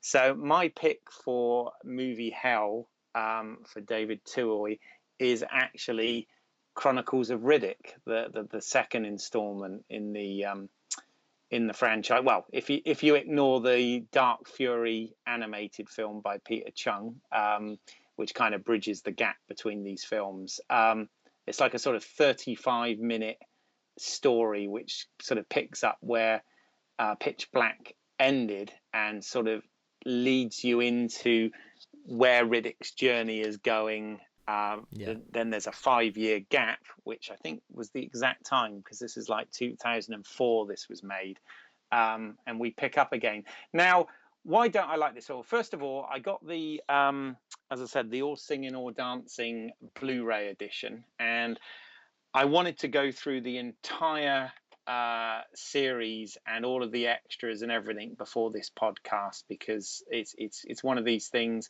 All 3 films on there have both unrated and director's cuts and theatrical cuts. They all have audio commentaries by Toy. They have shitloads of behind the scenes featurettes, deleted scenes, all of that stuff. And I wanted to work through the complete thing before this. Sadly, I just with work and whatever, I didn't get the time to do that. So all I did was I watched the theatrical version. Okay, the director's cut's actually 15 minutes longer, and I don't know what the differences are. I don't know whether it makes it any better or not.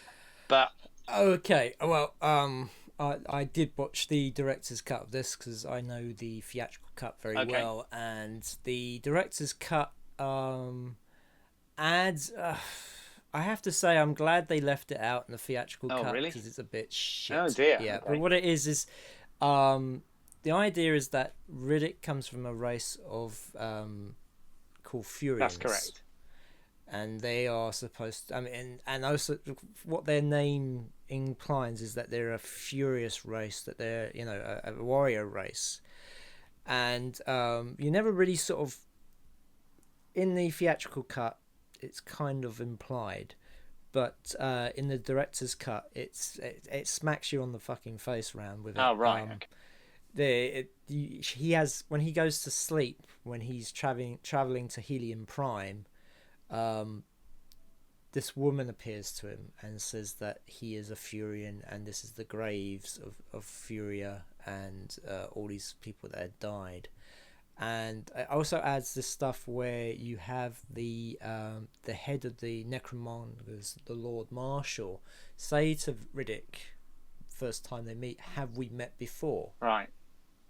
And then you get these sort of flashbacks where he sees the Lord Marshal as younger, and the idea is that Riddick has a knack for escaping places. Yeah. I mean, this whole bit where they're talking about sort of slams that he had escaped from, aka prisons. He's talking about Butcher Bay. Oh, they've got a spot for me. you need to take me to a maximum security, like crematoria.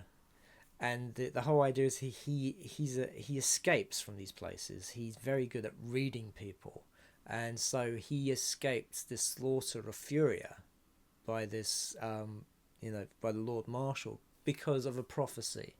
And the prophecy is that a Furian warrior would kill him. Right. So he decided to have a one-man war against the whole of Furia, killing them all. And so he, in the director's cut, he kind of becomes the vessel for this ghost woman to exact their revenge on the Lord Marshal. And there's a character who's called the Purifier, who we find out was actually a Furian convert to this religion. And he has, there's this bit where we talked about this earlier when I was talking about the sort of the Twohy cut, the Twohy edit, where there's sort of elliptical editing with this fight scene. But in the director's cut, it ends because the ghost appears to him and gives him this mark, this handprint, which releases this massive energy that makes him look like he's dead. And it's stupid as hell. Right, so it's a whole subplot. There's a whole subplot of trying to sort of make, the idea of Riddick and this whole prophecy and him being the vengeful spirit of this dead race. Right. And okay.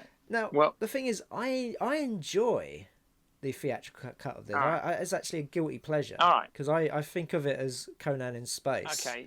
But the director's cut is fucking awesome. All right. No, fair enough. I mean, here's the thing. This is why I kind of picked it, because I'm a bit contradictory in the fact that I am a fan of the Riddick franchise, as it were. However, this particular film, I love Pitch Black and I enjoy Riddick, the third film, immensely as well. But this one, I think what my issue is with it, and I felt this when I watched it again recently, is I like the fact they tried something very different, and it is very different. Yes, you've taken this character of Richard B. Riddick, played by Vin Diesel, and you've put him into a completely, you've basically expanded out the universe to make it somewhat vast, and put him in a different, like you said, sort of Conan in space adventure. I think that's quite a good way of phrasing it, actually. I think the last shot is absolutely just ripped out of Conan with him on the throne. Totally. But what I felt, my feeling at the time that I saw this, and again the feeling rewatching it, and as I said, I was hoping the director's cut would be something that would actually make it better. But from what you're saying, perhaps not. Is I felt it was very much style over substance. I think that the production design and art direction of this film and all of the costumes and whatever are beautiful and amazing and imaginative. I think the visual effects are incredibly good, although I imagine, a huge portion of them are probably CGI in this film. I get the feeling there's a lot of that here. But the actual story and the plot and everything else about it, I found a bit, I don't know, it just felt a bit weak. It felt, as I said, style over substance to me. Again, you've got a great cast in this. You've got, Tandy Newton, Carl Urban, Colm Farrell. You've even got Dame Judi Dench in there, so you've got... I know. I have to say, that does feel like she was doing that one for the money.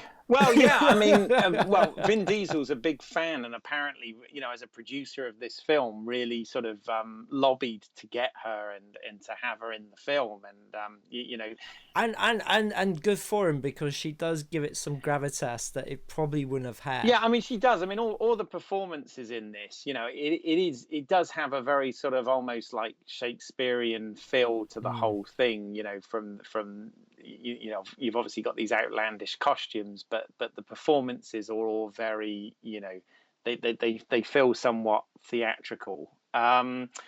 But no, I don't know what it is. I just kind of don't find it. Where I said about Pitch Black being, and I know this is a different type of sci-fi film, I get that, but whereas I said Pitch Black, I felt that not only the story was very well layered, but the characters were very rounded and things of that nature. I felt with this film to me felt like it was all about the visuals and, you know, obviously action set pieces and stunts and fighting and chasing and all that good stuff.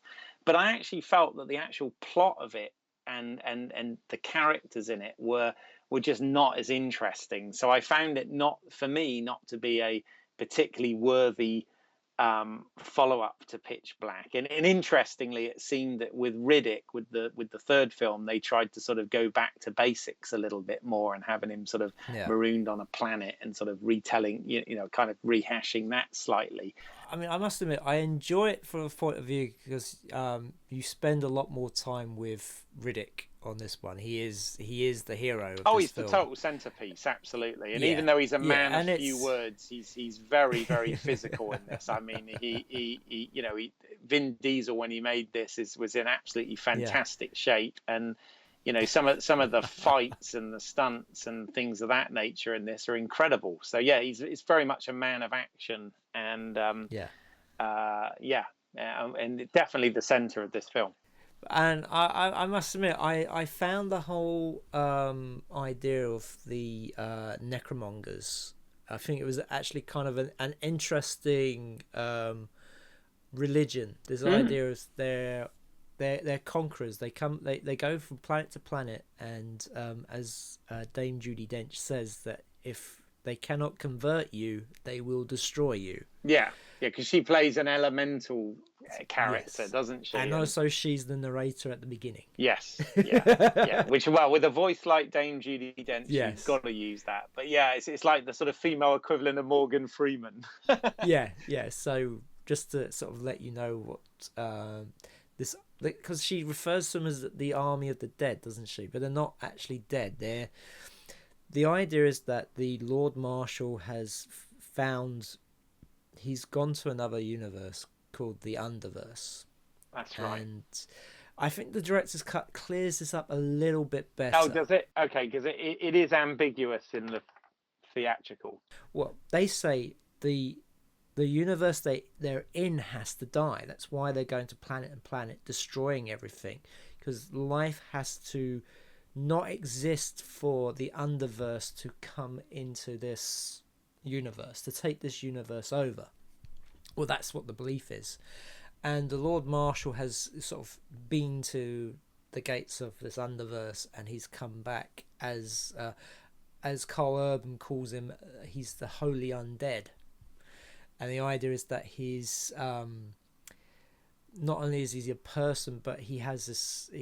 It's like his spirit is detachable, or you know. Yeah, he has that. Yeah, he has this ability to sort of take people's souls and stuff like that. Yeah, I mean, you know, yes, I kind of like. So obviously, you know, in this film we see that. I'm guessing this is sort of supposed to be set centuries in the future or whatever. It's never it's never said exactly when, but you know, it is an absolutely vast universe of planets, and you know, I kind of quite like the idea that this you know race are going to go and they're trying to sort of conquer, and if you don't adhere to their religion, then you're destroyed, you know, and this sort of thing. I mean, that's very basic, but you know, it kind of works. But one of the things I sort of thought, I mean, it starts off, you know, it picks up sort of 5 years after the events of Dark Fury, and Riddick is on the run. Dark Fury? Yes. And yes. Yeah. Let's say Pitch Black. Well, yeah. There was Dark Fury as a story. There was, but I don't think many people went to see it, had seen Dark Fury. It's weird because on that was kind of, it was weird. It was kind of a vogue thing to do at the time, was to make these animated sort of short films that link, because obviously they'd kind of done it with an element of success, I guess, with the Matrix films. Yes, and they'd even Matrix, and they'd even done it with which was a terrible film, by the way, but with Van Helsing, you know, the Stephen Sommers film with Hugh Jackman, which I think was a great idea, but a terrible film. But they did I remember on the DVD of it, there was a 30-minute animated prequel story, right. you know, voiced by Hugh Jackman, and it dealt with, I can't even remember. It dealt with something that was mentioned in the film, but it kind of seemed a sort of vogue thing to do in the sort of early 2000s, mid noughties, whatever. I thought it was I mean, talking about the cartoon, I thought it was kind of interesting, but I could still done without it. Yeah. You still don't need to see it to enjoy Chronicles of Riddick. Oh no, you don't have to see it. It's just one of those extra adventures if you so desire. I mean, I watched it because it's on the Blu-ray set that came, and after I watched Pitch Black, I thought, sod it, let's watch this before watching Chronicles of Riddick. But you, I watched all four of these films in order to to see the whole thing, and I have to say, out of, if we're going to say Dark Fury is a film as well, I thought Dark Fury was actually the weakest one out of it. Yeah. So it's linking, Pitch Black to Chronicles of Riddick and introducing a character as well. You get Toombs, who's basically the bounty hunter at the beginning of this film. But it makes no sense. But the thing is, but in Chronicles of Riddick, Toombs he's got a job to go and hunt him, so it doesn't make any sense that he would also be in this other story. Well, there's no sense of I know, but there's no sense of Chronicles of Riddick that he's hunting him, that he's been hunting him. It's not like in Riddick where you've got John's father turns up as the mercenary, and he's there because he wants to find out what happened in Pitch Black. Yeah, Toombs is just a mercenary. Yeah, I mean, obviously he's got this bounty. You see, I wasn't even sure I bought totally into that. The bounty was put on him by, oh God, the character's name's gone out of my head, but the Keith David character from the previous films, because actually no, it was actually the Judi Dench character put the price on his head, together, wasn't but it was because Keith David had told her about Riddick, and they thought he might be a Furian. Yes, and they needed him to sort of bring order back to the chaos of the universe. It's kind of like, okay, but so it's like, all right, fair enough, whatever. So I kind of went with that, but yeah, I mean, there's a lot of action in this, and obviously it goes from planet to planet, and there's a prison break in it, and there's all these things keep sort of happening to him. But one of the things that another thing that kind of bothered me in this film, more so than with the character as he appeared in Pitch Black, is obviously in Pitch Black, Riddick is set up as this absolute badass anti-hero who can take care of himself, and all of that sort of stuff. He's got this, you can see in the darks his superpower, but he can also get somewhat blinded by normal light if he hasn't got his goggles, and all of this good stuff. He's a good fighter and all that. But you really felt, because of all the odds that they layered throughout the story of Pitch Black, and obviously the creatures and stuff, you kind of felt he was vulnerable.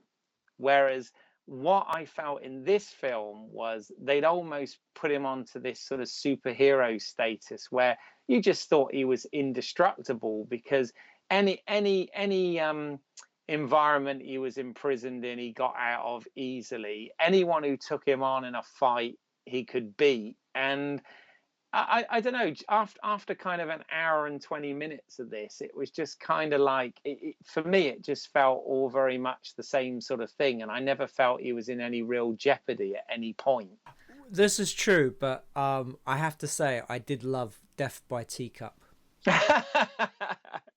No, I agree. Which is, kind of a good death, it was a good death. So they've gone to this planet called Crematoria, which is the idea is that on the sunny side it's like 1,000 degrees, and then on the dark side it's freezing. And so it's, you know, you don't want to be on the surface of this planet. It's literally like it's escape proof from the fact that if you go on the surface, you will either freeze to death or you will be burnt to death. And so they take Riddick to this prison, and I understand. This is the thing. He kind of so they're traveling along on this like a platform, this rail system, and he knows the distance. Yeah. By just, I don't know, he's not counting or anything, but you sort of hear him say, you see the distance on a counter, and then you hear him say it like he's been keeping track in his head, even though he has been able to kill one of the mercs in the middle of this. Yeah. And also the fact that he comes up with a plan, or he knows what's going to happen, because he wanted to be captured to go to a crematoria to find Jack, who is now Kira. Yes. Who we talked about earlier, who was, you know, the girl from Pitch Black. Yeah, she decided that she wanted to follow in Riddick's footsteps, and so joined up with some mercs who you know, pisses off Riddick because, you know, Johns the merc was the same person who wanted to sort of, you know, to use her as bait for these creatures back in Pitch Black, and of course he's very pissed off that she signed up with the same people who wanted to do that. Yeah. And of course she's gone to this prison hoping to, you know, get the same operation, and of course it turns out not to be true. Yeah. No, I mean, one of the things I was a little bit, as I usually am, disappointed with is, even though Alexa Davalos, who played Jack stroke Kira in this, is very good and you know, very beautiful and all that sort of thing, I was kind of annoyed that she was recast. I know 5 or 6 years had passed, and you know, it's okay to, but again, I don't understand why, because the previous actress came back to do the voice for the Dark Fury animation, so I just don't understand why she wasn't just cast in this role, unless it was something to do with the fighting or something. I don't know, but probably. I mean, you gotta remember this. The budget for this film was a lot more than Pitch Black.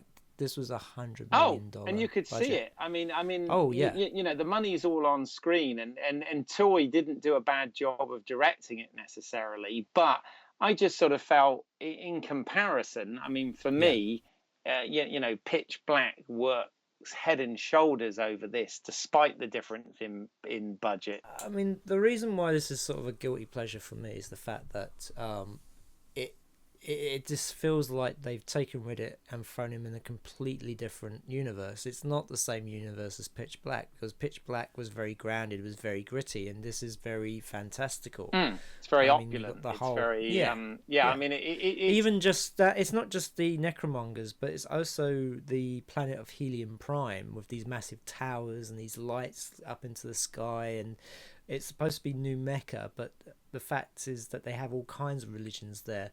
And the guards all look very sort of medieval in their uniforms and stuff, and it just looks completely different to sort of the jumpsuits and the sort of boxy ships that we had in Pitch Black. Yeah. So it does feel like a completely different universe. Yeah. And also the fact that Riddick is this all-knowing, all-seeing character, that he comes up with a plan that, you know, there's no, that everybody else follows through, that he's this mastermind of human nature. You know, the fact that he knew that the mercs and the guards were going to get into a fight because the guards weren't going to be happy about these necromongers following them there, and you know, and you know, there's nobody who knows that's going to happen, because if that was the case, then, you know, Pitch Black, he would have been, you know, he would have known certain things were going to happen in that film, you know, and he would have been able to take care of it. Yeah. And, you know, they kind of do this in Riddick as well. In Riddick, he's, again, kind of all-knowing. When he gets to that, again, there's another little compound that he gets to. And he leaves a message that says, you know, leave one ship take and go off in the other, and there's only one ship that appears at the beginning. How on earth did he know there was going to be two ships coming? I have no idea. No, I know what you mean. I mean, it's nice that they've used this character and he's reprised the role and all this. And my hat's off to David Twohy for not literally retreading like a lot of sequels do and essentially making the same film again. Even though he kind of did in the third one. Yeah, no, exactly. Because I don't know, was this film successful? I'm not even sure. No, it wasn't. I think this is why they had Riddick, the third film, was kind of independently made, because it was a flop at the cinema. Right. Not a lot of people turned up for it. I remember it came out at the end of the summer. It came out sort of late August, early September, and I remember the screening I was in. There was hardly anybody in there. But I mean, I enjoyed it. As I say, I think of it as a guilty pleasure. Yeah. I'm very happy to sit down and watch it, and and it is for the character of Riddick. But also, I do love the scheming couple. Yeah, no, absolutely. I mean, they're very Macbeth and Lady Macbeth thrown into very this much. I mean, this is sci-fi fantasy. Yeah, no, this does feel like a sort of sci-fi Shakespearean tale in many respects. I mean, I'm a fan. I'm a fan in so much as I'm a fan of the Riddick franchise itself, but this particular film, this chapter, when I went to see it at the cinema, I remember just being very underwhelmed and found it very forgettable, because I don't think I'd seen it again until I watched it last week. When the Blu-ray finally arrived, because I've been waiting like a month because it had to come from the US. I waited ages, hence why I never got to see everything before this. I was kind of glad in the end that was my pick, because I felt the same way, and I do feel, yes, it's a beautiful looking film again, and it's got some very interesting designs in it, and all the tech and all that stuff's very cool. But yeah, the actual story itself wasn't anything. As I said, I found I cared a lot less. I didn't really care about many of the other characters. Obviously it was sad when, spoiler folks, but Keith David's character dies in this, which you kind of almost knew he was. It was almost sort of set up for that, wasn't it?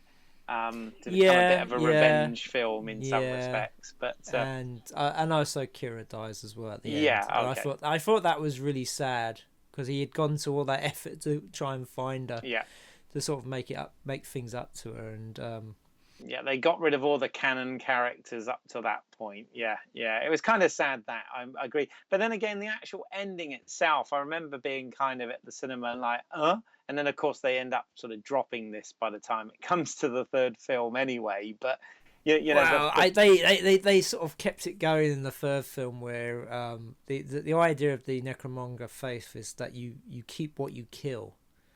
So we were introduced to this when Riddick kills this this massive guy who's got a knife in his back. Yeah. And the Lord Marshal stops him, and gives him this knife, because it's sort of as proof of their religion that if you kill something you get to keep. And so when Riddick kills the Lord Marshal at the end, he gets the whole Necromonger race. And I thought, I have to say, wow, that's going to be really interesting if they do a follow-up to this, to see what it would be like with Riddick leading an army. And of course, the first thing they do in Riddick is get rid of the army. Yeah. Get rid of the budget and get rid of the army. Yeah. Yeah. They go back to basics. They do. They go back, and they, to an extent, they retread the sort of pitch black mythology with this character again, don't they? But I actually quite enjoyed Riddick, though. I haven't rewatched it yet, actually, annoyingly, because as I said, I only got time to watch Pitch Black, this, and Dark Fury in between. But yeah, again, there's a director's cut of Riddick. I don't know how different that is, but there is. I don't know either. I mean, I sort of saw the normal cut, but I just want to say, there was an attempt to make a Necromonger TV series. Oh, was which it? was called. Yes, there was. This is a little known fact, but I didn't know I this. noticed because one of the actors I worked with, Benjamin Green, was actually he played a Necromonger soldier in the series, well, this pilot, and it was called Necromonger Conquest. I believe it was a kind of prequel to the Chronicles of Riddick. The idea was that we followed the sort of how this sort of army came together and the sort of the origins of this faith. And they had a website, and they had like character photographs of the main characters out of Chronicles of Riddick, and I think they even had like a cameo of somebody who looks like Vin Diesel as Riddick. I don't think he wasn't a main character, but he was going to sort of appear in it, sort of, cameoing in it or something. And so I think there is a video online somewhere. I have to try and find it of Ben and another actor called Matt Stokes, who I had the pleasure of working with on Moving Forward. And they were like doing a little dance, and there's all this Necromonger uniform. Wow.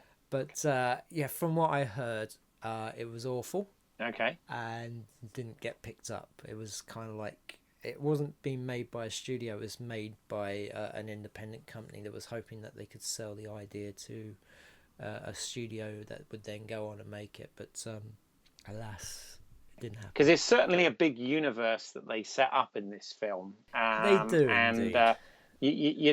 I guess it would be sort of fertile ground for expanding. I mean, obviously, I don't really do the whole games thing, but of course this has been quite successful with spin-off games featuring Riddick as well, hasn't it? I believe. Well, there's been the one game called Butcher Bay, which it gets name checked in the Chronicles of Riddick. Again, I think if you want to sort of have the full Riddick experience, you could play the game, but I don't think it's quite like Enter the Matrix, which was the game that accompanied Matrix Reloaded, which sort of filled in some of the gaps. Yeah, this is one of the things about the sort of the sequels to the Matrix, where they had this sort of idea of making it a multimedia experience, that to experience the whole thing you had to see the Animatrix and you had to play the game, and it was just not really worth it. No, I mean, the films should work on their own, and anything expanded or added should be there to enhance it and fill in gaps and flesh out characters and stuff. But certainly the films have to work without that, otherwise it's not telling the story otherwise, is it? Exactly. Yeah. Anyway, I think that's a good place to end it. Yeah, absolutely. I haven't got much else to say. I would say, I say go and see Chronicles of Riddick. I enjoyed it, and go and see Riddick as well. If you've enjoyed Pitch Black and Chronicles of Riddick, you'll really enjoyed Riddick. If you didn't enjoy Chronicles of Riddick, then maybe give Riddick a miss. I don't know. No, I actually prefer Riddick over Chronicles of Riddick, I have to say. Okay. And also the titles of all this stuff is very... Because it's like now it's so the annoying. Chronicles of Riddick, Pitch Black, the Chronicles of Riddick, and then the Chronicles of Riddick. It's kind of like, what? Yeah, it's really confused, isn't it? That's why I call it Pitch Black, Chronicles of Riddick, and Riddick. Yeah. It's very easy. just skip the Chronicles of Riddick, because otherwise then the Chronicles of Riddick is the Chronicles of Riddick, the Chronicles of Riddick. Exactly. Well, that's what I'm saying. Skip the Chronicles of Riddick. There you go. Or at least the theatrical one, and the director's one as well, if you've got your say on it. Yeah.